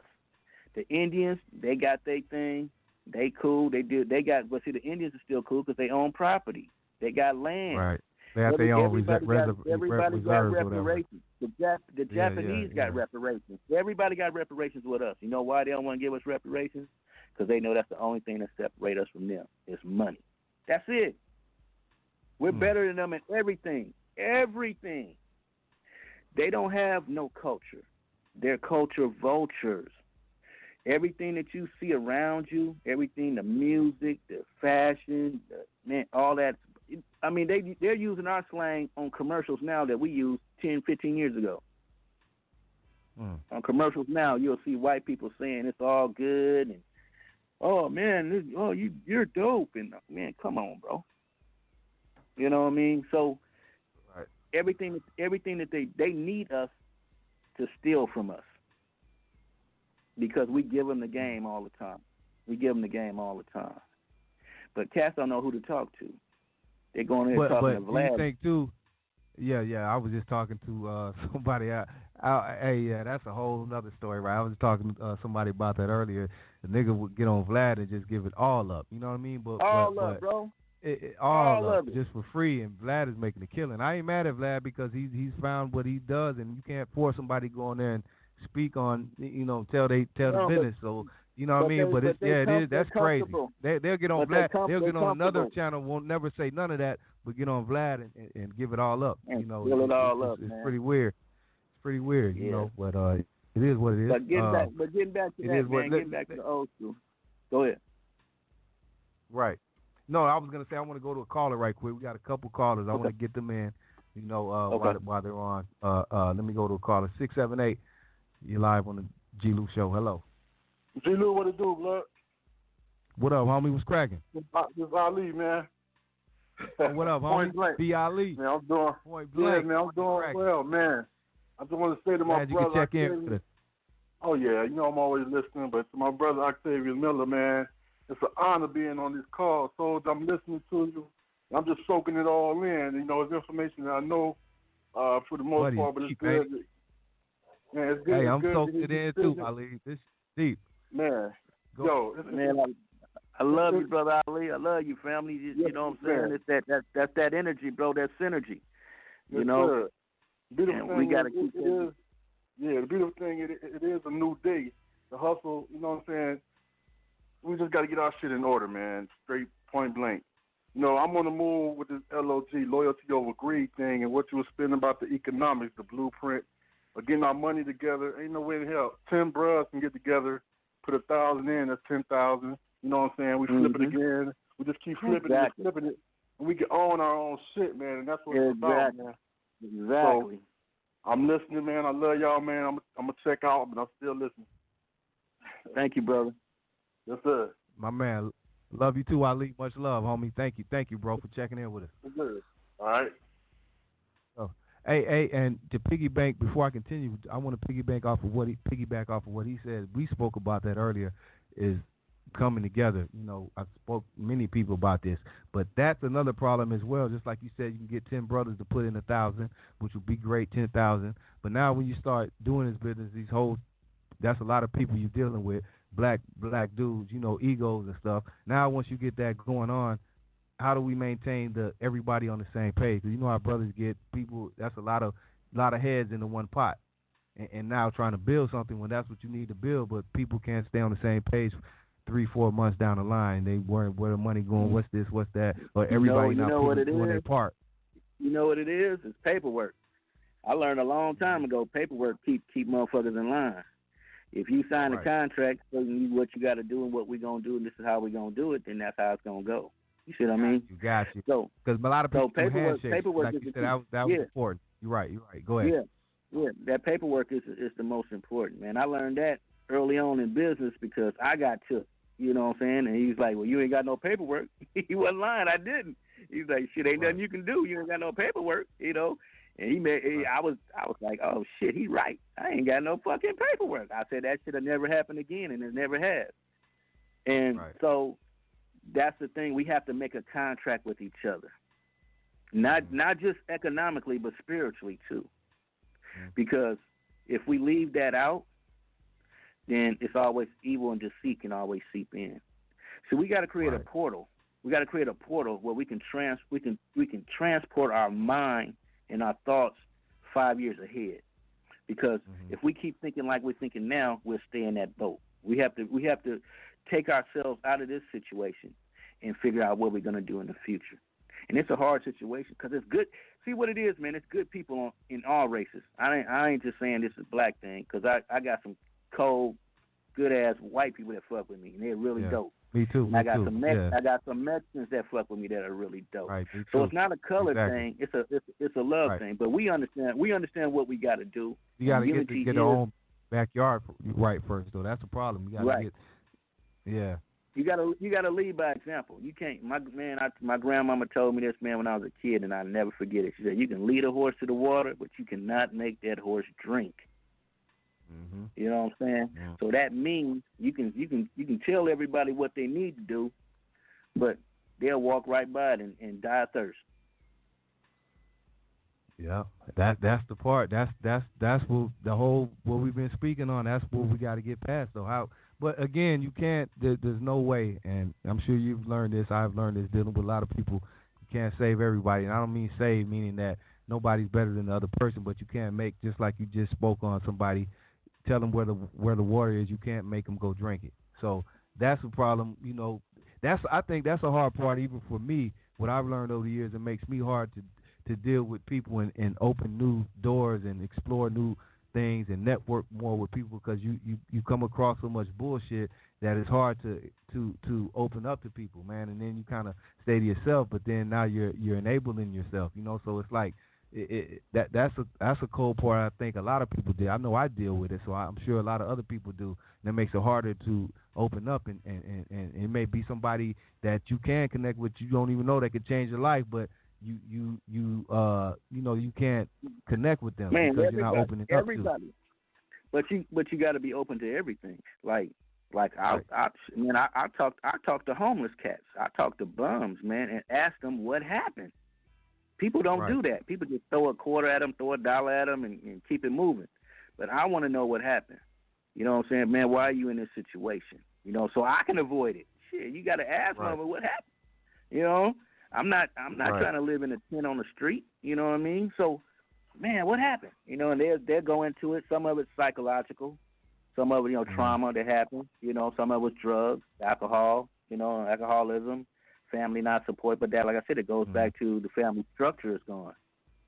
So now, how can we fix that part? You know what I mean? So, like I said, I think it's going to be an individual thing. I think it's going to be small pockets, what we call micro families. You don't necessarily have to be blood family, because shit, we got family that we don't even fuck with.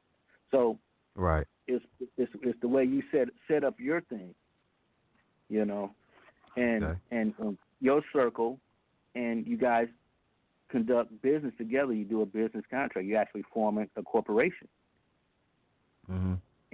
And whoever you want to let in, y'all let in, but they have to sign your paperwork. It's going to come down to the paperwork. It's going to come down to what you guys envision or what you want or how you want to live. Small communes, small communities.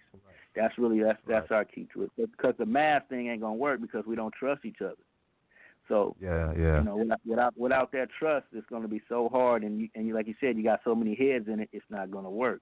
Because somebody's always going to be that one that always complains. Well, that one. Blah. Right. Yeah, always be that one that try to divide everybody. Yeah. But and let me ask you this quickly, just to give some game to the people. Shout out to the homie Good Game on here still. Where can people start? Like, can you give a quick tidbit of where somebody that may be listening right now may want to start a business or start from the ground up? Where do they go, like, you know, LLC or things of that nature, easier ways and inexpensive ways for people who may just want to get started in that direction? They can do an online business is the cheapest business right now. So you can move product, you got eBay and Amazon, you can move that, but we need our own distribution center. As I said, everything comes back to us, what we want. You know, I mean, that's a good business to start. You start your own eBay, start your own Amazon, you know what I mean? And use their trucks to deliver your stuff, you know? Right. So you don't have to start off with millions and millions of dollars, but you do have to get your paperwork in order. And it all comes down to get your logo, set your business up, but figure out what you want to do that do what makes you happy. Like if you like making T-shirts, then become the best T-shirt maker ever. You know, it's not going to hurt you, because you're going to come up with so many designs because that's what you like doing.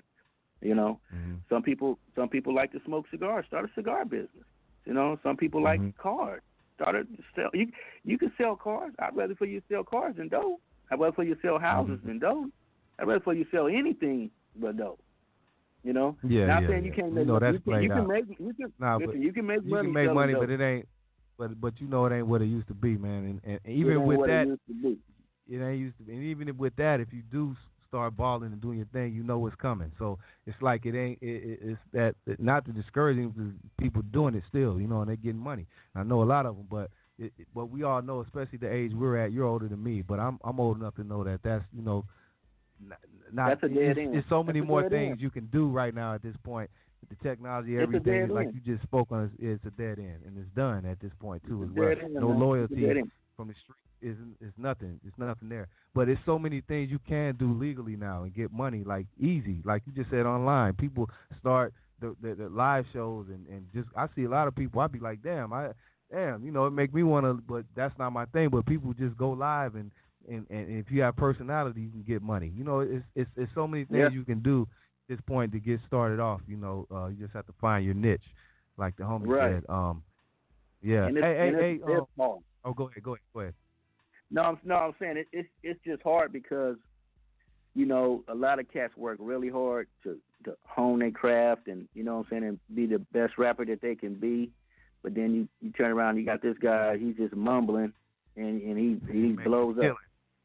Yeah. Right. And it's they don't understand that it's set up for that. They don't understand that they want brainless, mindless, empty, giving you no kind of information, music out there to hypnotize you, lure you to sleep.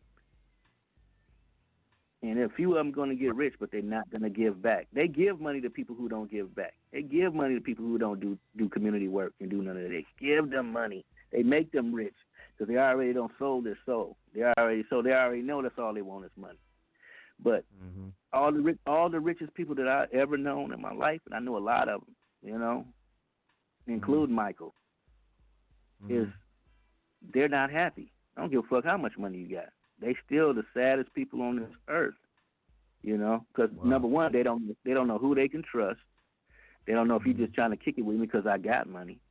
You know what I'm saying? Are you my friend because I just got money and I can take care of you? You're not gonna go hungry. I got you. Woo, woo, woo. Right. You know. Right. But all the rich cage. people I knew, man. Yeah, man. All the rich people I knew, man. They had all the money in the world, but they were trapped in misery. They were trapped in misery, and the reason why is because they had everything, but they had nothing because they didn't have a soul. They didn't know who to do. They didn't know what to do. That's why they always want to kill themselves, man. You know, that's why they don't want to be here. They don't want to be here, man. And you be thinking in your mind, damn, if I had that money, man, I'd be whoop. You know what I'm saying? But money changes people, not you. It changes everybody around you. Right. You know, because now they're expecting something. Right. Wow. And you don't know who to trust. It's crazy. Yeah. But it's real. Yeah. It's real. Let me get to this because we didn't get to that. Time's getting short, but I want to speak. We spoke on so much, man, but I want to go back a bit. You were doing promotions early, like you said, already in the game.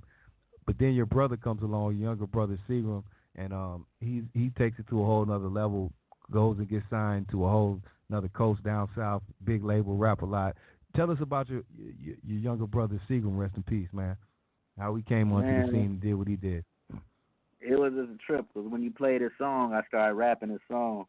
But Sig was dope. Sig was always dope. But I taught him how to rap. But once I did that, he surpassed me so quick, so fast. You know what I mean? He made me look like a mumble rapper, and I wasn't even a mumble rapper. But he was a dope freestyler too. People didn't know that. And he actually had a battle with Tretch from Naughty by Nature when the Ghetto Boys, Salt and Pepper and all was on tour, right? So we're down in Houston, and they going at it. They just back and forth, just freestyling, going and battling each other. And Tretch was at the top of his game back then. Yeah. Wasn't nobody really touching Tretch like that. Right. But my brother ate him up. My brother, they was going head to head. They was hanging tall for the thing, but I already knew what my brother was gonna do on the third round. And so what he did was he rapped the alphabet backwards on him. And then Tretch looked at him and looked at me, looked at everybody, and said, "Man, who is this motherfucker?" You know what I'm saying? Because Sig was dope. Right. Sig was a dope freestyler. You couldn't really tell that on the records because he did records. But freestyle, man, he was up there with the best of them. And before he passed, we were trying to work out a deal to do a album with Tupac. But people didn't know that. Oh, but wow. it was gonna be dope, bro. That was gonna be so dope. Wow. It was gonna be so dope. But Sig was writing for a lot of rappers too. But I miss him so much, bro. I miss my brother, man, for real, bro. And he didn't have to die. He died because of jealousy and envy. You know what I mean? And cats is still running around, and that ain't cool, bro. You know what I'm saying? But the sanity of the music kept me from being in the penitentiary. You know what I'm saying? It's still a hard thing. Like even when you play that song, bro, tears come to my eyes every time I think about my brother. It's a cold game. It's rough, bro. Because no matter how much time go by, I still mother talk about shit go away. It don't go away. It don't never go away.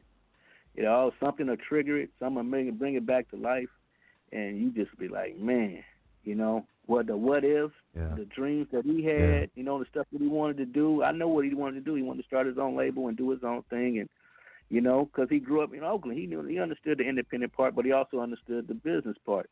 The Rap-A-Lot was a good move because he was basically the only West Coast rapper on that label.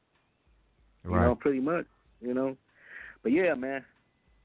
Wow, I didn't mean to make it sad. I just wanted to pay respect, man, to your little bro, man, Seagram, because even though a lot of people did know him, if you come from the generation we do, but a lot of I'm sure the younger generation don't know, but he was definitely dope. One of the first to do it on that level, like you said, Rap-A-Lot Records. You think of Seagram, you think of the Bay, and like you said, he was the first West Coast, because he was signed to Rap-A-Lot early. You know what I mean? And we had later West Coast artists, but Seagram was the one. A lot of people know the name but don't know the face or know the story. Right. Man. So Right. But they hear the name. They always story, hear the man. name. It's a cold story, bro. But I got the movie coming. We've been working on it. I got his oldest son playing him for the movie, and my nephew Mac Real. So we've been shooting the movie. It's gonna be a good movie, man. See, and I had just talked to Bushwick Bill before last year, and he gave me a lot. And I filmed it. It's all going in the movie, and I got him on film before he died. He talked about Sig. He the one told me that Sig, the one that wrote "Bring It On" and put everybody together and did that song and got everybody on Rap A Lot to do that track. Wow. And because he said no, Bushwick, I got it all on film, bro. It's gonna be a cold piece, and it's tragedy. It's tragedy all around the West, man. Eazy-E was a good dude, bro. They portrayed him to be this. Eazy was a good dude. Jacka was a good dude, man. All these cats, bro. I knew him personally. I knew him before they were rapping and doing it, even in the business. Mac Dre came to my record store, and I got the last footage of him alive on the West Coast. He recorded in my store, my studio. He wrote. I still got the tablet. He wrote on it, all that, bro. And he flew to Kansas City the next day and got killed. Wow. And that was one of my good. That was one of my good things. Matter of fact, I put him on his first show when he got out of jail. When he got out of prison, I took him out of California and brought him to Oregon to do a show. First one to bring him out of state.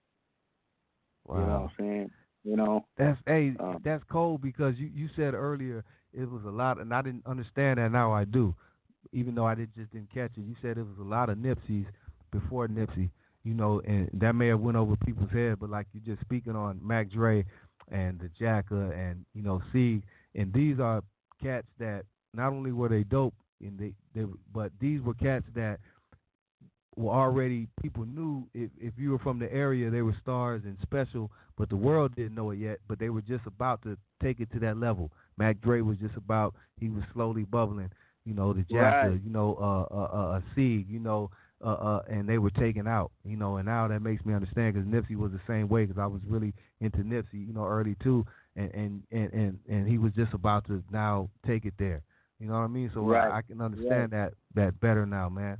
What you said earlier, Pac, man. Even Pac, man. Pac was such a good dude, bro. I like. Yeah, I want to ask you about Pac. I got tears for all of them, bro. It's not just my brother. I love my brother, but I love Pac. I love Mac Dre. I love Jacka. Man, I loved all those cats, bro. They were good dudes.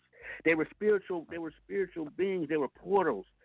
And Pac, he talked hella shit. He always did. That was just him. But when I met him, Pac didn't have no tattoos. You know what I'm saying? He didn't have. He was a spiritual. I think he had Nefertiti. I think that was the only one he had. But his thing, he was a black nationalist, bro. He was a Black Panther, bro. We connected anyway, just on that level. You know what I'm saying? It's just different levels to the game, bro. You know what I'm saying? And I'm gonna tell you somebody else, bro, that never get no love and never get no accolades, bro. But that really came in the hood and really did put in work, but they always try to clown him, and that was MC Hammer, bro. Hammer is one of the dopest, realest persons I ever met in my life, and we went to school together. But Hammer, I definitely bro, meant to ask you about Hammer, because I know you're close to Hammer, man. And let me say this, cut in right quick, and I'm gonna let you continue. But because I meant to ask you that earlier, but I forgot about it. But we talked about Too Short being, did what he did for Oakland, but Hammer, man, on a different level, because like you said, people overlooked that, even though he was the biggest to ever do it. But tell us about Hammer, man, and early on, you said you went to high school with him and seeing his rise and how he took over the world, man. Listen, man, Hammer could have went any way, but he was raised in the church, so he understood. So he was always spiritual.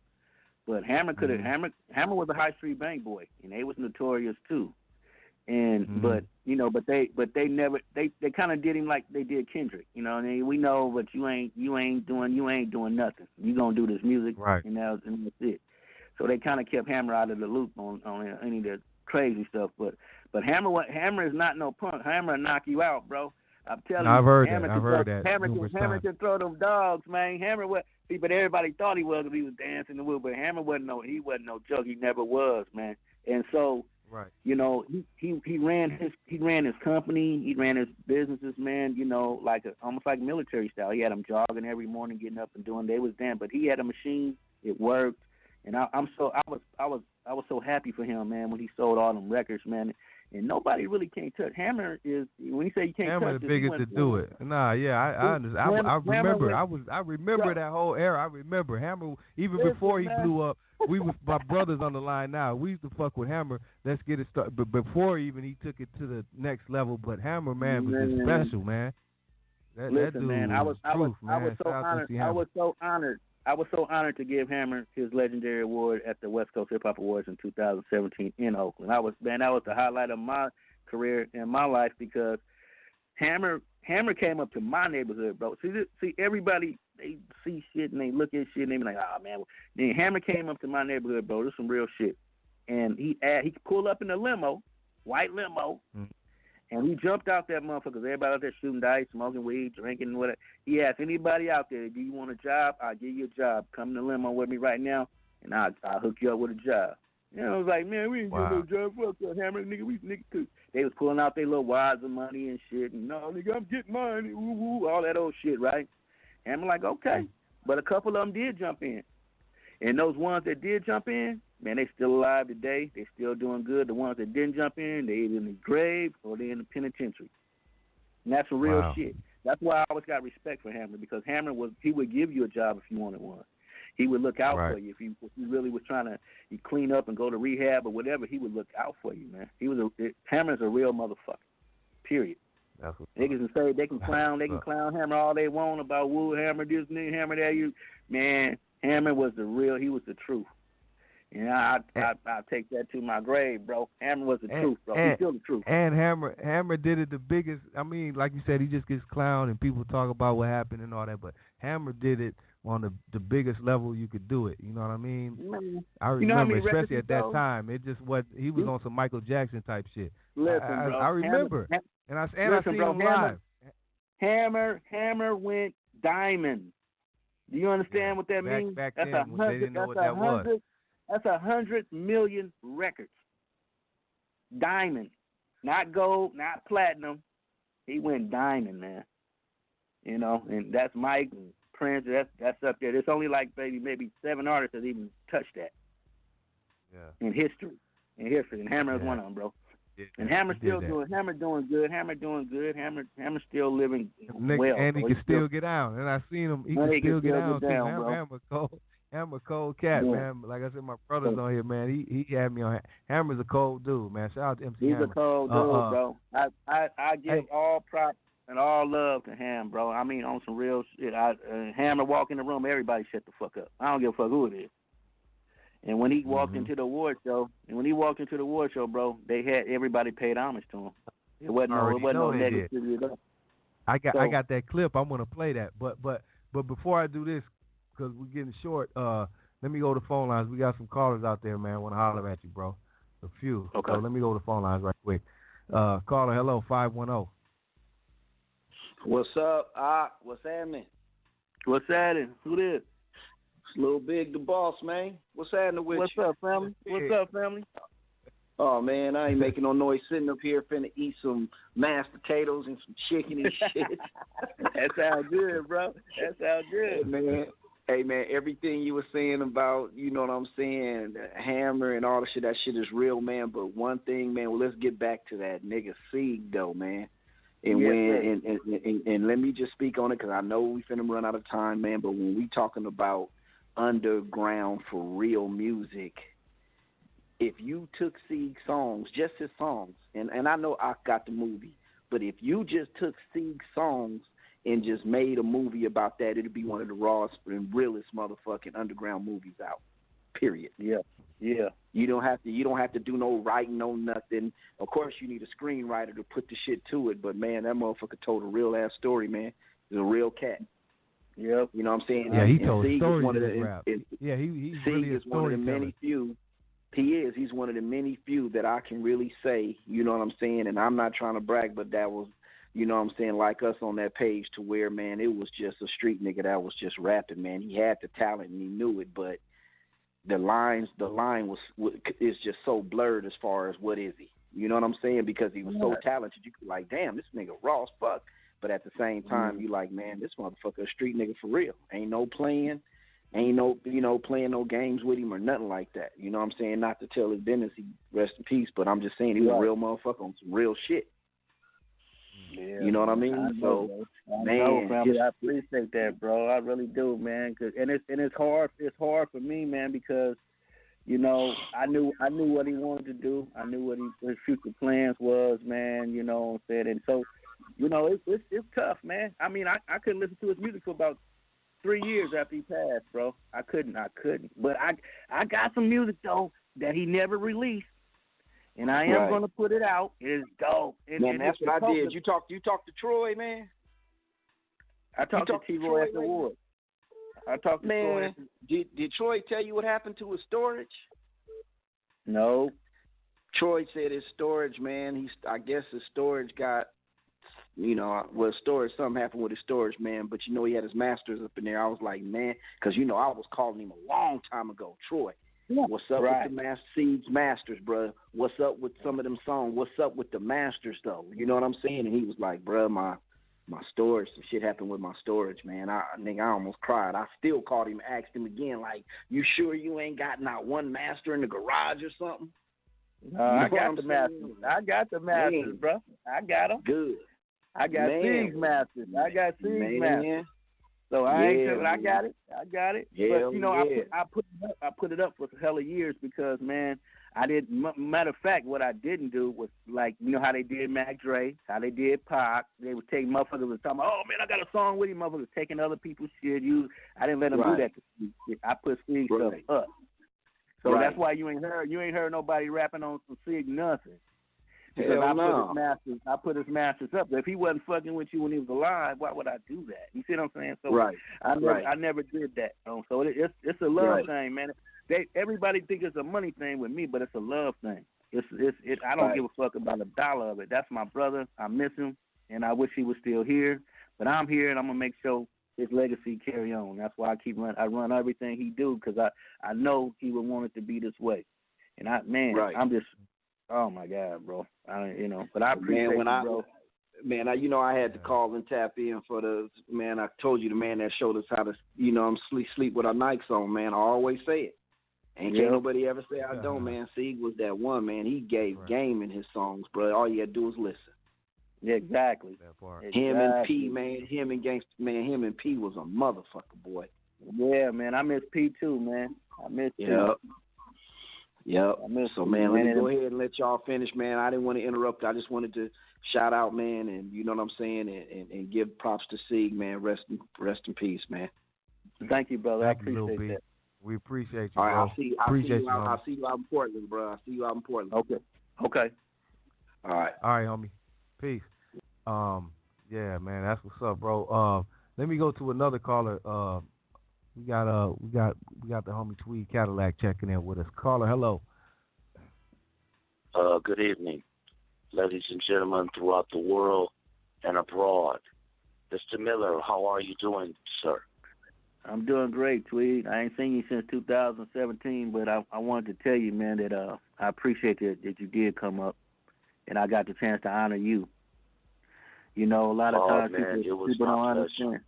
People don't understand, bro, how much work and time and effort that put in. I mean, I know you got a lot of stories from that where you at, and but I just want to tell you, man, I'm glad you came up and I got a chance to honor you, bro. I really do. Well, man, I appreciate it. Also, I was also there in 2012, so I've been supporting you. I've gone above and beyond to show you my alliance, and only thing I had an issue with, fools trying to jack me in the parking lot in Oakland, but I gave him a T-shirt and it was all cool. They didn't know who I was. They know who I was, man. They rolled, man. I'm piling the stuff back into the lack, and next thing you know, some shady characters with hoodies came up, and that one dude asked me for a cigarette. He got up close, and my nice guy ass, I reached in my pocket to get through the cigarette. Next thing I know, it was a jack move. And I was like, hey, man, I'm Tweed Cadillac. He said, for Penthouse Players? I said, yeah. I get nigga T-shirt, and they left me alone. But, man, real spit, man. I was there in 2012. I was there in 2017. Wish I could be, man, in Oregon with you. But my question, Mr. Miller, the next time I come, you got to give me a fucking trophy with my name on it so I can give it to my daughters. I can't give them. I need a trophy with my name on it. I got you. That's all I want. That's all I ever asked for. I got you. Don't even worry about that. Don't even worry about it. You consider that done, man. Now, see, you came in 2012. 2012 was dope, and it was different. Yep, I was there with Second and None. They got their award, and Penthouse accompanied them as well. Yes. We was definitely in the house that show as well. But hey, man, it's been a whirlwind experience, and we want to honor you with the Westside Wednesdays Humanitarian Award for even doing some shit like that, because without you, it wouldn't be no West Coast Hip Hop Awards. So, Mr. Miller, man, I must tip my pimp hat to you always, man. Thank you, brother. I really appreciate that, man. And we had all the pimps and the players. We had Ron Newt, we had Virgil, we had Fillmore, Tweet. I meant to ask you this, Tweet, because I seen a clip of that earlier. Tweet, while I got you on here, you were on stage with all of these legendary pimps and players. Yes, man. I was. How was that experience? Because I seen that earlier. Man, Mr. Miller told me just, hey, man, go on up there, man, and it was good. You know, it was good. I knew. You're right. I did. I remember that night. I remember. Tweed was kicking back. I was like, "Nah, Tweed, that's your man. You deserve that, bro." I forgot. I did, man. Yeah, I remember. Yep, I remember, man. I don't forget nothing, man. I'm an elephant. Rest in peace, Ron Newt, and I already knew Fillmore. I had never met Virgil though, so man, it was a great night, man. Man, I actually had some fun, man. Yeah. Speaking of Hammer, just out of luck, I had my banner outside of the venue right at the entrance. And when Hammer walked in, he walked up and, you know, man, they was filming me. And I said, hey, Hammer, man, you know, man, come jump in this footage. That man walked right up there and did it. So it was like, man, it was a beautiful experience, a beautiful evening, a beautiful night, and everything, man. Much love to you, Mr. Miller. Tweet, let me ask you this before you go, because you were there at the, I believe, 17. You had your booth and all of that. How was that experience going out there with your merchandise and having your booth and being able to interact with the fans and the people, man? Man, it was actually cool, man. Game News was there. A lot of people really showed me love. I just wish that I would have had more of a structure of the layout, because I should have been upstairs. Then I really would have been high profile. But man, where I was at, peak pole position, man, it was cool, man. I met a lot of interesting people, man. I chopped it up, and they showed me love, man, the whole day, dude. And no offense to Mr. Miller, but we snuck some Hennessy up in there. We was drinking at the booth, man. Hey, man. I can't go to jail now, but yeah, man. Yeah, we had bottles, and we was chilling, man. That's good, man. It was a beautiful thing, man. It was a beautiful thing.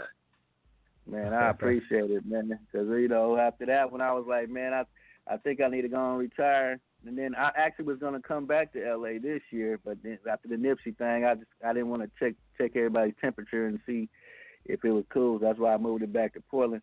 But I think next year, and then it'll probably be my last year physically doing it, but I think I'm going to do Vegas. And then and then leave it at that, man. My sons want to run it or whatever. It's all good, man. It's just all love. I just, you know, I got a lot of footage and film from 81 up to now that we put in a little documentary together and try to do something on Netflix with that. And then I got the award show for 12 years and try to do something with that on Netflix and kind of put that out there too, you know, like a little docu-series. But I got a lot of footage, man. I got footage of E40 when he was skinny. I got footage of these cats when they were young, man, and a lot of Mac Dre stuff, and just I'm glad his mom came 2017 too, and got to celebrate, and then Too Short's mom came in 2014, and then she passed away a couple of months after that. And then my other cat, it's so many different things and different stories, man. But I appreciate everybody, man. That's why I'm gonna do that documentary, man. And I still gotta come down there and interview you, Tweet. And man, I will definitely drop you a new commercial for this coming show as well. So I got you, man. Okay. Just check your email, man. I'll shoot it to you. Okay, it's all good. I got you. Much love. Much love. Thank you, Tweet. brother. Much love, Tweet. 93.3 Tweet tomorrow night. Make sure you tune in, man. 7 to 9 p.m. Pacific on Blog Talk Radio. It's the After 6 Cruise Mix. Tweet Cadillac. I'll be there as well. Tweet doing his thing, man. Check out his show if you get a chance, man. It's a great ride. We'll be playing them cuts. Okay, yeah, brother. Okay, so you already know, Tweet. Yeah. Shout out to the Tweet. Let me ask you this, as we're speaking on the award show, man, and you said next year may be your last year. So for the people listening now who may not know, because I wanted to ask you this as well earlier, how did you talked about your promotion, record shops, and all the stuff you did with the music. How did you get to the point where you said, man, let me start my own award show? I mean, who that nobody thinks that, just like we were speaking earlier about thinking ahead and trying to do new things. How did you come up with that idea, and how was that getting off the ground? Because I know that's not easy to get not only a award show together, get a permit and do it, but then get the artists to come out and, because you had some big turnouts, man. Like you have MC Hammer, you had them all there. How did that come about? A lot of it comes from just history, and dealing with them on other levels too. Like, like Spice One. Spice One, he's a cool motherfucker. Spice is the coolest motherfucker, bro. But he, Spice be working throughout the year. You know what I'm saying? So what I do and what I've been doing for years, like Spice will call me and be like, hey, anybody need verse work? Like, yeah, I got a couple cats, and boom, boom, boom. And he'll make some money. I'll make some money. Sometimes I don't make no money at all on the deal. I just want them to keep doing their career, keep their stuff going. So I would do that for anybody that wanted help. Like, it didn't matter to me, even if he wasn't, because a lot of the up-and-coming ones wanted some of the legends on their albums. And so they would call me, and and I would arrange all that stuff, and the transactions would go through, and everybody was happy because I made sure everybody got what they wanted. And so I would do that for a year. So I look at it like this: if I'm helping you make money, putting $10,000, $15,000, $20,000 in your pocket a year, at least you can give me one day out of the year and come celebrate with me. And so that kind of was so you go back 30 years, you know what I'm saying? It's kind of like we help each other. It's almost like what we should be doing anyway, like the barter and trade and helping each other come up and because you don't know who's gonna be down, man. I had one artist, he was stuck at the airport and couldn't get out. I ain't gonna mention no names. He was stuck at the airport and he couldn't get out, but I knew he had a super fan where he was. So the super fan wanted to do a verse with him and had like $10,000 to give him, and I made the transaction, made it happen. Because he did a show there, and then the promoters didn't pay for his ticket, they didn't do nothing, they left him stranded. So I made sure he got home, he made some money and went home, you know what I mean? And it was cold as hell out there, Denver snow on you in a minute.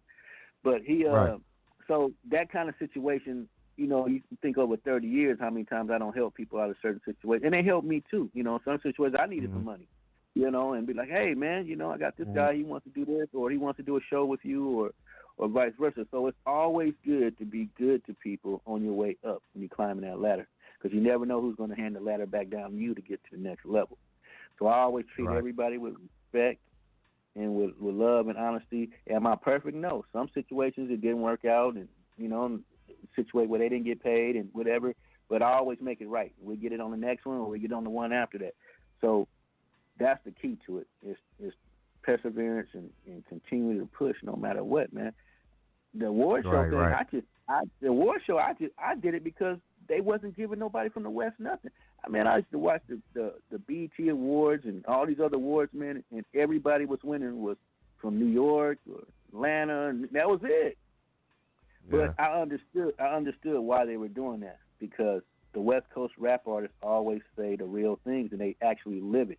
It's a difference between living something and talking about something. Yeah, because and like so, you said, even all the artists that win, they follow the West Coast blue, or they you know, that's why you have. That's a whole other story though. People want to connect with the West. You know what I mean? The gang shit going on all over the country, et cetera, et cetera. But yeah, go ahead, bro. So that's what I was saying that to say this. So when after the Pac and the Biggie thing, they kind of shunned the West. They didn't want nothing to do with us, so they cut us out of everything. So we wasn't winning no awards, even though we were still making the best music. You know, we had all kind of people don't understand the West Coast got all kind of music. If you wanted party music, we'd turn on DJ Quick or Tone Loc, or you know what I mean, or Hammer or something, fast stuff, you know, party stuff. We got that too. We had a lot of gangster stuff too, but Oakland and LA had two different sounds. You know, the Bay is more Too Short with more bass heavy, and LA had the skip beat almost a little bit. It's a little bit different, you know, but the energy was the same, and our energy is powerful, and our message was of empowerment, and Pac, you know, he exemplified it with his persona, you know what I'm saying, and with his acting and all that. So it kind of it made us bigger than life, and with the NWA stuff and all that stuff. It was just the powerful energy that we was exposing. It was too much for other parts of the country, especially that Bible Belt down south, and they was like, man. But, you know, everybody's had their heroes, but they just quit celebrating ours, and I just felt we needed to do something, and I just did it. I didn't even think about it. I just said, let's do it, and I just did it, and it's been going 12 years ever since. So. Been successful, man. Do you have any plan? I want to ask you first two questions. First, do you have any plans? Well, you already said next year will be your last, but you have documentaries and things of that nature. So I want to ask you, were there ever any plans? Did you get offers, or did you try to get it to where you took it to a bigger platform or whatever, or you just cool with how you were doing it? And the second question is hold on. The second question is, over the 12 years that you've done this, you have some like I've been looking at some of the clips from all of the old past award shows. You had so many. What would you say were one of your most memorable, or the best ones that you remember? Because I know you had a lot, and you have people that are no longer here, so you had so many memories. What would you say were one of your best award shows over the 12 years? I think I like them all for different reasons. Like the ones in LA. The ones in LA were beautiful because it was star. You know, I had Omar Gooding and all kind of Tyrese. Everybody was popping up in there, so we didn't know. That's what I liked about LA, because you know a lot of stars live there, so they gonna come anyway. So the LA one was significant for me because the 2012 one Tweed came to, the first one. It was a whole bunch of stuff going on. Like it was a lot of gang killings, and it was a lot. Like it was really funkin'. And so when I went out there, I was supposed to meet with the Minister Farrakhan, but Minister he wasn't feeling good. He was sick, so he didn't fly to L.A. But Minister Tony Muhammad did. And me and Mr. Tony Muhammad, we went through the jungle, we went through the projects, we was marching. This is before the award show. The award show was gonna happen, but a week before we was doing all that. And so my whole thing was, it was like some Nipsey Hussle stuff without the fanfare. Like I said, man, it's a lot of people that don't put in a lot of work over the years in different cities that had that same spirit that Nipsey had. They just didn't have the visibility, you know what I mean, or where the accolades came so hard on people. I still say Huey Newton should have got a funeral like that. And Malcolm X should have got a funeral like that. You know what I mean? That's in my heart. That's what I feel. And I love Nipsey too. And Nipsey did a lot of good stuff for us. And like I said, that's what they come back to that micro neighborhood thing too. He understood where the money was, and he was setting that up. He was setting that system up, the banking and all that for his people. And and a lot of people see that and they didn't like it. The powers to be didn't like it either, because the people got to understand something about the police the judges, the court system, and all that's set up to help them win and also put their kids through college. So if you're eliminating crime, you're eliminating their jobs. So you think they're not gonna come shoot somebody in your neighborhood and drop a red rag or drop a blue rag to keep it going? Come on. They're gonna do that because that's how they feed their families through your That's ministry. how they have a gang task force and all these extra Exactly. Exactly. And I tell people all the time, people will ask me, well, but what about the gang stuff in Chicago? And they just killing. I said, man, let me tell you something, man. Old white men like to hunt, and they come into that city and hunt at night. It don't be black on black crime, all of it. Some of it is, but I'm telling you, a majority of it's not. Yeah, because that shit is astronomical in Chicago. Yeah, that shit is like, it don't even make no sense, bro. Unheard of shit. That's some unheard of. And it's I don't. Still I don't going get on, off and they're letting it go on. I don't understand it. Yeah, they letting it go on because it's them. They're coming in and doing that. They're coming in and shooting at night. It's like hunting deer or like you going hunting, and that's what they do. You know what I'm saying? You ain't solved none of them murders? Come on, man. So that tells me there's something going on out there that's really sickening. Now I don't get off into the theories of the organ harvesting and all that. That might be going on too. But I do know that ain't all black on black crime. Right. And you got to be a fool to believe it. Crazy. That's astronomical. It's steady, and it's steady. Right. It's never How you gonna have 800, 900 murders a year, bro, and you ain't solved one? Come on. Yeah, that's crazy. And in Chicago, on top of that, it's still a top city and a beautiful city and tourists and all that. But that other side over there is crazy, and it's still going on. Man, I was in Chicago promoting back in the day when Cabrini Greens was still open. Now their projects is different than out west. Their projects will go up. They were skyscrapers. So you had these people on top. I mean, it was different gangs on different levels. It was crazy. I'm promoting them. I'm like, man, and it smelled like piss in the hallway. It was crazy, man. The scariest cities I ever been to promoting has been Chicago, New Orleans, and a little bit in Detroit. Detroit wasn't too bad, but New Orleans, St. Louis, and Chicago. Them three cities. Wow. I was on. Yeah, I heard on about my St. Louis too. Wow. Yeah, I was on my P's and Q's, and I had to be because I'm out there late night. I'm working. You know what I'm saying? So right. But I've neutralized the same thing with the Cadillac Tweed ad in Chicago. I just go to the leader, and then the leader, he see me, he see what I'm doing. They get them T-shirts and CDs and stuff. They pipe down, and they just want the product and be happy and keep it moving. But they're serious about their territory. I just wish they were serious about buying property. How you gonna bang on something you don't even own a house on? That's I have a problem with that. Right. You claiming these streets, but you don't own no property on them. I have a problem with that.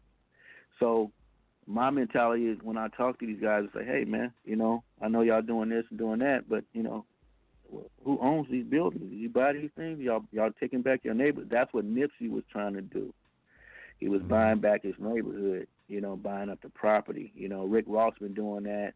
There's a lot of people that do it, but they got to do it covertly. They got to do it undercover. They got to put it in other people's names, form corporations, do whatever you got to do to get the property.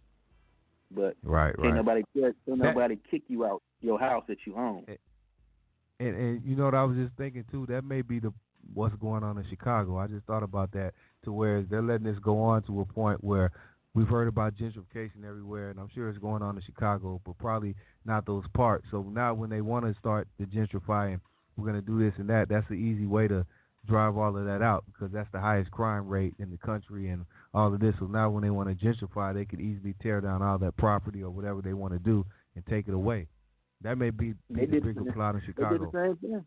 They did that. They did that in Detroit too, and they divided up that city. But Chinese been buying a lot of that property up too. But we need to buy up our property too and own our property and start growing our food and stuff again too. And we can do that, man. Like I said, we don't have to do it on a massive scale. We do micro, neighborhoods and just generate money with each other and, work with each other, man. And we need to love each other again, man. That's the problem. But everything that the movies, all this stuff divide us, man. Every time they show us, we always got to be selling dope or pimping, or we always got to be doing something negative, man. And so who best to go after? Bill Cosby. Take the leading father figure and incarcerate him. Bill was doing some dumb stuff too, but he wasn't doing enough to where you putting this old man in jail for what I'm saying, when he's blind and all that. Come on, bro. It's different. Right. Right. It's different. You know what I mean? So, right. I just think we got the power to change our destiny and change our trajectory to something beautiful, because we're beautiful people, man. Man, black people we are so beautiful, man. We care about everybody but ourselves. That's the craziest part. Mm-hmm. We love everybody but ourselves. We got love for empathy for everybody but our own kind. And we got to change that narrative. And I think we got to do it one person at a time. I don't think we can do it in masses, because we would always talk to divide and conquer each other. Right. Yeah. So we got to create these nucleus families and then go from there, and then eventually we'll join together because we'll all be on one mindset. Right. And it's definitely possible. You made me think bigger and wider, like it's possible. You know what I mean? I want to thank you. I want to ask you in closing, anything else we did not speak about that we didn't touch on. There's so much more I know I want to ask you, but the time is limited. We got to bring you back. But anything we didn't speak on that you want to speak on to the people before we get out of here? I just want us to stop killing each other. I really do, man. In the spirit of Mac Dre and Jacka and Nipsey, you know what I'm saying? Everybody has died, Pac and Biggie, you know what I'm saying? I just think we need to stop killing our heroes, stop killing our messengers, stop killing our portals, and we need to focus our energy on supporting each other. Support black business. If they're doing good business, then support them. If they're doing bad business, you tell them they're doing bad business so they can change. Give people opportunity. Like you said, they go to McDonald's and you don't get your order right every time, but give them another shot. Right. And I think we need to change the narrative on our imagery as far as the movies. I mean, we can't have a movie about black love, just black love and black business. No drama, no fighting, no stabbing each other, stabbing each other in the back. And the reality shows they're fun and they funny but some of the stereotypes that they be, Oh yeah, it's terrible. It's entertaining, because I'm the same way. It's like, because I watch it for entertainment. I ain't gonna lie, some of them shows I watch, but then at the same time I feel guilty. Like this shit is just like terrible. You know what I mean? The narrative of the show and what they got to do to make it entertaining, even though it is entertaining, but it's like, wow, you know what I mean? And that's really, that's the biggest shows we got, are the reality shows. It's the biggest shows, but they're only big because we support the negativity, because deep in our heart we really we're really ashamed to be doing that. But and it ain't right, man. It's sad, man. People get entertainment out of watching it because they know that it's sad, but they can watch somebody else do it, but it's their own reality too. It's just sad, and man, I like I said, to come back to the family unit, I think we gotta love our women a little bit more. I think they're hurting. Our black women are hurting, bro. That's why they're going to. It's more women on this gay stuff and all that, which is fine. But I think, like you said, the bigger part of it is just that they're just hurt and just done, and they're like, let me try something else. You know what I mean? Because this shit is just crazy. They just don't wait, and they've really been holding down the families. When cats go to prison, they have. They got to sit to this there, day. And to this day they hold down the family. Yeah, definitely. Definitely. And so, but we, sometimes they don't want to. I don't know. To me, some women don't want to be a woman; they want to be a man. So I don't know. It's different strokes for different folks. But I just think that we got opportunity to really change a lot of people's lives for the positive. You know what I'm saying? But show them. You got to show them the dirt too, so they can show how to get clean. So everybody ain't Jesus. I don't proclaim to be nothing but just a man that wants to progress his people and his culture. You know, and that's all I want to do, man. I want people to be happy. I want people to be happy, man. I love seeing people happy. I love seeing black women smile. I love to see them holding their head up high, man. You know, whether they wearing a weave or natural or whatever, it's all good with me. Your women is, our women are beautiful. They come in all colors, light skin, dark skin, brown caramel. They're everything. You know, so. Right, if you're a woman of color, keep your head up. We love you. There's men out here that really do love you and they care about you. And we gotta stop them. We can't sit there and film them while they fighting. We gotta stop them and help them. Right. Because they hurt. They hurting, man. We hurting too. Right. But we can't show it. A man ain't supposed to cry. A man gotta hold all that shit. That's why we dying. Niggas dying of heart attacks in their 50s. Come on, man. Right. Real talk, man. Hey, man. Hey, I want to thank you, man. Again, this is classic episode right here. One of my favorites, already. And I've done a lot, but this is one of my favorites because the knowledge and information and the conversation. Man, it was inspiring, homie, and I'm sure everybody loved this episode right here, man. We want to thank you, man. Again, Octavius Miller, founder of the Westcoast Hip Hop Awards, going down August 17th in Portland, Oregon. Come out and support. If you can, do whatever you can to support the homies movement. Man, I just got a lot for tonight, man. I appreciate you, homie. I appreciate you. Man, I appreciate you, man. And God bless everybody out there, man. Let's keep building these bridges and tear down these fences, man, and just love on each other. You can support the awards from afar. You can buy a ticket, and I'll give it away to some of these kids, just hit me, and my email is octaviusmiller@yahoo.com. Or hit my website, westcoasthiphopawards.com, and I got you. It's all good, man. We helped a lot of kids, man, hundreds of thousands of kids over the years that I've been in business, and I mentored a lot of kids, man, and that means more to me. The first time that a kid walked into my store when I opened it up, man, and he said, "Man, is this your store?" And he looked at me. I was like, "Yeah, I own it." It was black kids, man, and they felt so good that to see a black man own something and run something in their neighborhood besides the Asians and white people in their community that run everything. Right. They was just a smile on their face to know that a black man had owned his own business. That made them feel good. They poked their chest out. So, I love the kids, man. You know what I'm saying? I love our black men to be strong and healthy, man, and surviving and not change your trajectory on your energy and do some positive things and change other people's lives too, as well as yours.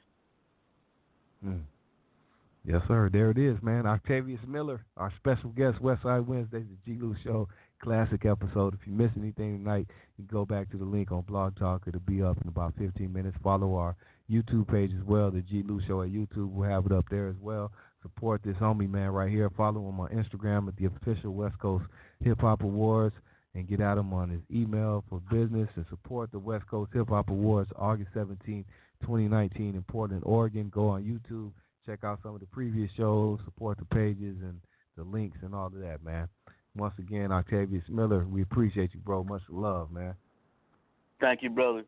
G-Lew on the radio. That part. Hey, check this out right here. Who do you think is the rapper of the decade? Who do you think is the rapper of the Bay Area, the West Coast? MC Hammer! Straight up! We want to honor MC Hammer. Octavius Miller. Come on out here and give out to MC Hammer his award, man. Come on, Ock. Straight up. Make some noise for MC Hammer. The legend. Pure legend. Hammer, you want to say anything, brother? Yeah, first of all, shout out to everybody from the Bay, Town Fitness, Oakland. Y'all know what it is. Octavius, everybody, we've been doing this for a long time. But we're going to keep doing it. They can't stop the momentum of this town and the Bay. We coming. We ain't finished. We just getting started. What up? It's your boy Shot Glass Man, Ghetto Man Records. Look out for your boy. He's going to be performing at the West Coast Hip Hop Awards on August 4th and 5th. Shout out to the homie Octavius. Appreciate you for hooking it up, lacing us up with this opportunity. It's going to be about 200 major artists out the West Coast area, so y'all don't miss out on this event. It's going to be booming, baby, booming. Shout out to my boy Charlie Blue. Going to be up in the house. We got the merchandise, so come mess with us. We going to be out there, baby. Shout out to my boy DeAndre Collins, Collective Films in the house. Come get with us, baby. We're going to be there. West Coast Hip Hop Awards.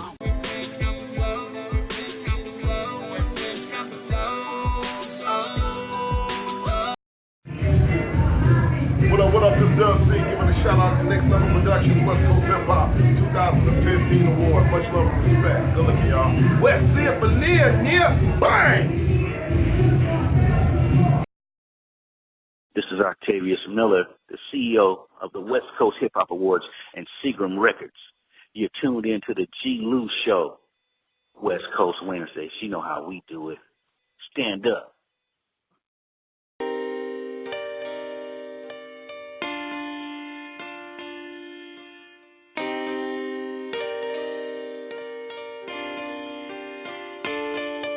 Look, relate to you I can't if you's a fake nigga. When level 4 in the state, what your mistakes get you. Rap niggas, they just wanna double date with you. Twit pick and show these hoes that they affiliate with you. Labels used to treating rappers like a slave, nigga. Starving artists, just be happy with your fame, nigga. Shit changed, now it's such a different game. All the niggas like myself is controlling everything. If you pay attention, see exactly what I mean. Fuck the middleman. I said that in 2003. Was 18, white Lincoln, chrome feet.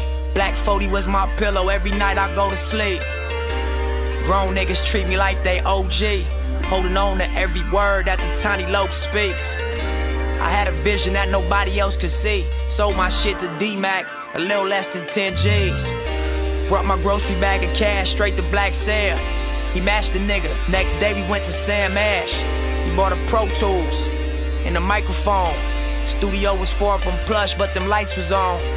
Couple $100,000 stashed at my mama's home. Real estate in Atlanta, but ain't nobody know.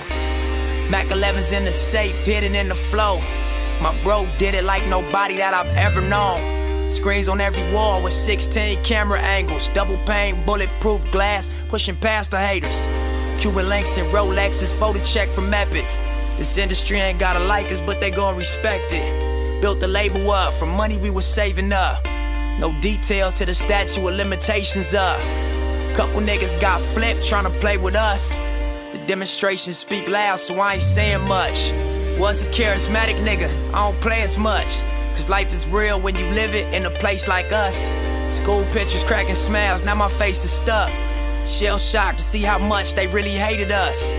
Couldn't keep a kind heart, get your hatred up. Street smarts, nigga, get your information up. Watching belly smoking blunts, take Jamaican puffs. One day I might have a house and car like Jamaican cuz. Credits roll back to stress pound breaking up. Had to fight before we hustled, and it made us tough. Early 90s neighbors rooster used to wake us up. Mama had a bucket and a shack, but we ain't make a fuss. Blue Cutlass, no license, 380 tucks. 96 Caprice, both the fast was saving up. They getting packed out if niggas try to fade with us. Crenshaw, Slauson, true stories, oh, play the drum.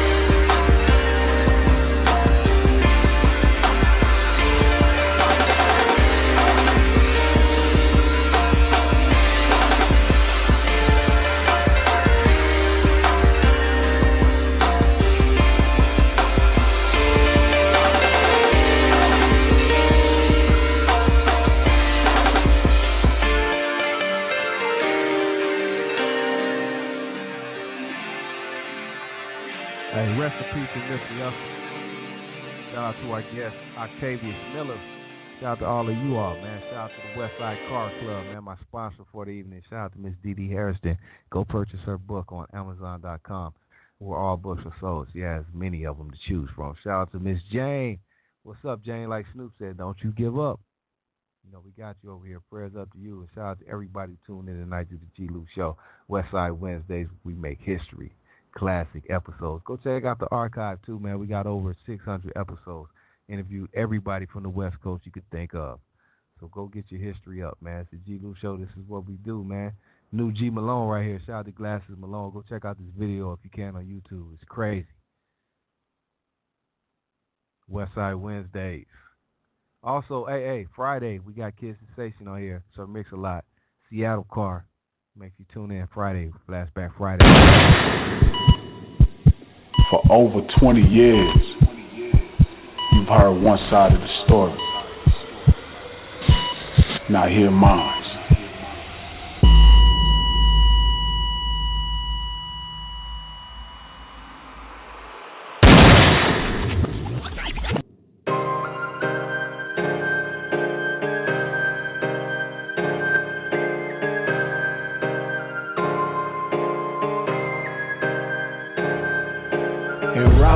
About to watch Tyson do his fizzle. Vegas vacation, it was just to clear my mental. 4 Negroes deep, white Cadillac rental out the city where they stretching youngins out like a limo. Where? Compton, city where I'm from, never leave home without it. Fuck MX, I'm talking guns. Pedal dope for the funds, keep my lokin' on the one. Sucker try play me, either smoking or be dumb. But he dumb, best go the other way. Call the op and the mortar of the day. Just lacking, punkin' hit from all the smacking in his chain. Just a casualty of all the action. Now my trophy, ass whoopings, how you win it, To keep it real, my nigga, I look better in it, Ain't no price you could pay to get it back. Never catch me going out like that.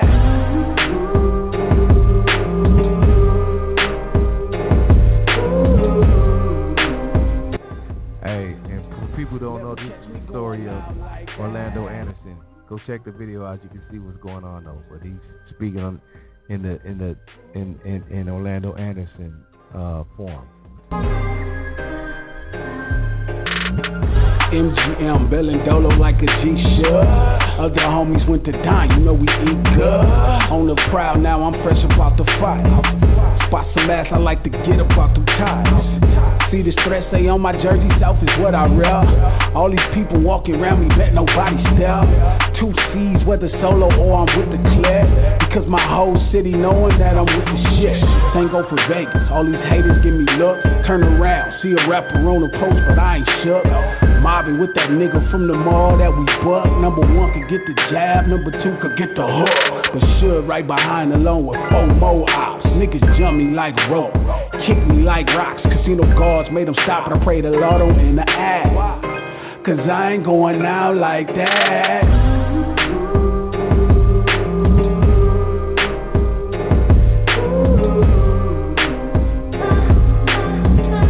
Cause I ain't going out like that.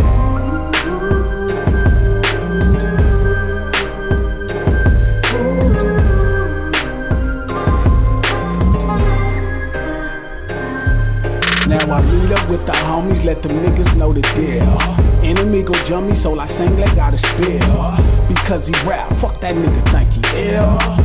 I'ma show him that this trippin' shit for real. 40 Glock field, choice of weapon for revenge. Justice want him killed, my ego in suspense. These niggas poppin' pills, or they shootin' heroin. Thinking I'ma let this slide. So these corners, bro, we been looking for the motherfuckers club. 662, posted in the parking lot. Upon arrival, we gon' shoot. Supposed to be a panther, yet he pushin' that pop roll. Where he done pissed off the wrong motherfucker when blew a couple blunts, chillin' in the ride. Ain't seen nobody yet, God must want that boy alive. Cause a 20-minute mission now they turn to 25. Like birds in the winter to the south, we bout to fly. Slide out the lot, put away the glide. Having second thoughts, and so I take another shot. Steam coming from my top. They did me so grimy, if word to get back to the city, everybody gon' try me, no. Why they had to play alone? Then Keefy screamed, there they go. Thank you God, thank you God. And now, it's time to settle skull. Team hitting you, don't know which car they in. Fuck, shoot up they whole caravan. Hold up, I heard them hoes scream his name. Got that nigga, now put that on the gang. This is them in the beam. I think them hoes seen us, but I don't give a fuck. It's too much smoke between us. Since Freak ain't shooting, car reach right across it. This gang banging shit is so costly.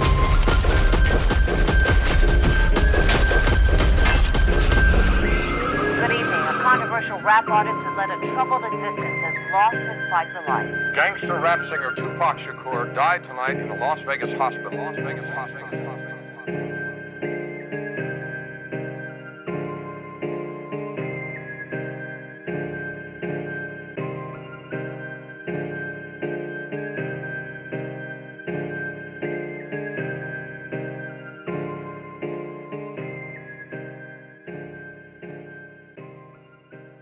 This your girl Candace. You're listening to the G-Lew Show, Westside Wednesdays on Blog Talk Radio. G-Lew, take me to the West Side.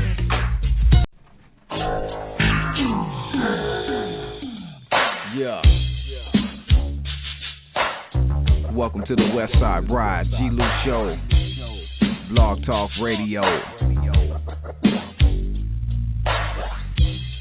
914-803-4001.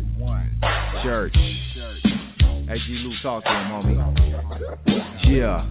I like to welcome everybody to the Westside Ride. Every Wednesday night, live from 7 to 9. It's the G-Lew Show. No CB4, no skinny jeans either, homie. No. This is strictly for the G's, homie. None of that soft shit. No swag, only blue rags and coffins. Rolling up sloths and proceed with caution. Cause niggas get jacked high siding and flossing. We do this often, 7 days a week. No sleep when we roll, cause we roll my beat. So call 803-4001. But don't forget to put the 914 at the front. Now roll up a blunt, light and smoke that shit. Turn your radios up, homie, and bump this shit. It's the G-Lew Show. Yeah. This the G-Lew Show. Westside Ride, Westside Wednesdays. West Coast hip hop at its finest. If you miss something, homie, rewind this. 914-803-4001. Blog Talk Radio. The G-Lew Show. West Coast hip hop, that's all we know, baby. Every Wednesday night from 7 to 9 Pacific, 10 to 12 Eastern. G-Lew, OG Music, Brick City.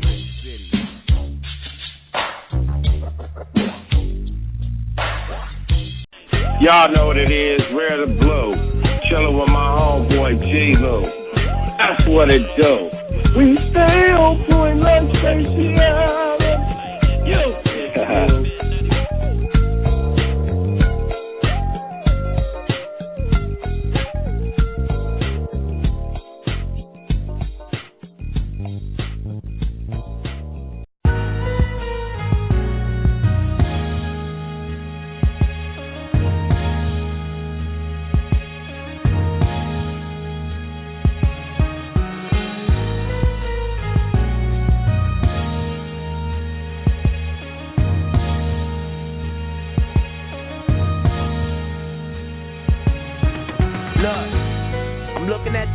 Like fuck them all.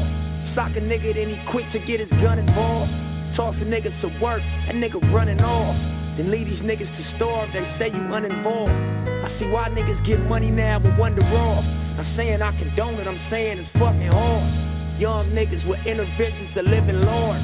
Road to riches and double digits on prison yards. Pitfalls, brick walls, but still I charge at high speed, regardless of what I've seen. Chasing my dream, money coming in eye skins. Got the streets in my vein, that's a poisonous IV.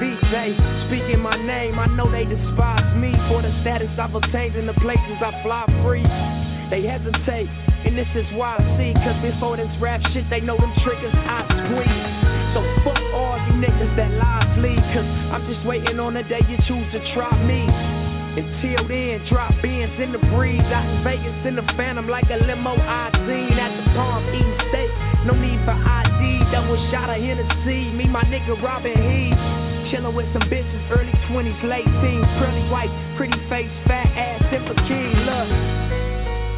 We do it at rehab. My aim is to outweigh the painful days we had. Life, after the rubber gloves and ski masks. Niggas kill their partners and bring yams to the repast.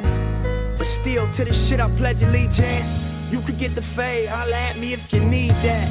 I left the hood and gave a fuck about the feedback. Cause I was once told that you don't shit where you sleep at.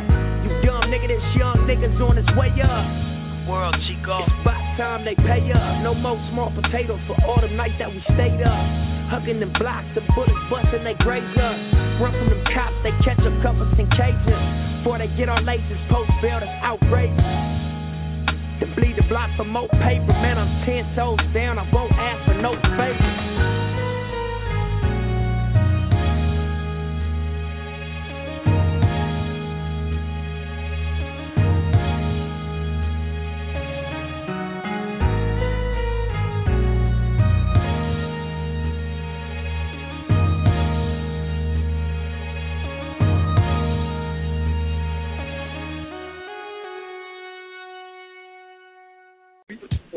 Man, what up, Twig? Man, I'm chilling, man. I'm just, man, watching this basketball game with the folks. Man, this is real hip-hop with G-Lew. Yes, sir. Shout out to G-Lew too, man, for keeping it cracking for us, man, and keeping things going, man. Definitely all love. What's up, Twig? What you doing, man? What you been doing, Twig? Man, I'm doing this oldies show, man, every Thursday night, religiously, man, to try to bring back all these R&B legends that got passed over back in the day. Right. To me, it kind of matters. The best thing I know is music. I mean, we always raised on them oldies, so I figure, man, I'm trying to be the next Art LeBeau if possible. You know what I mean? That's right. Yeah, real low rider oldies Thursday nights, man. But my Wednesdays, all right. I spend with G-Lew. I spend my Sundays with G-Lew and my Wednesdays with G-Lew. So he got to give me his Thursdays, you know? Beautiful time.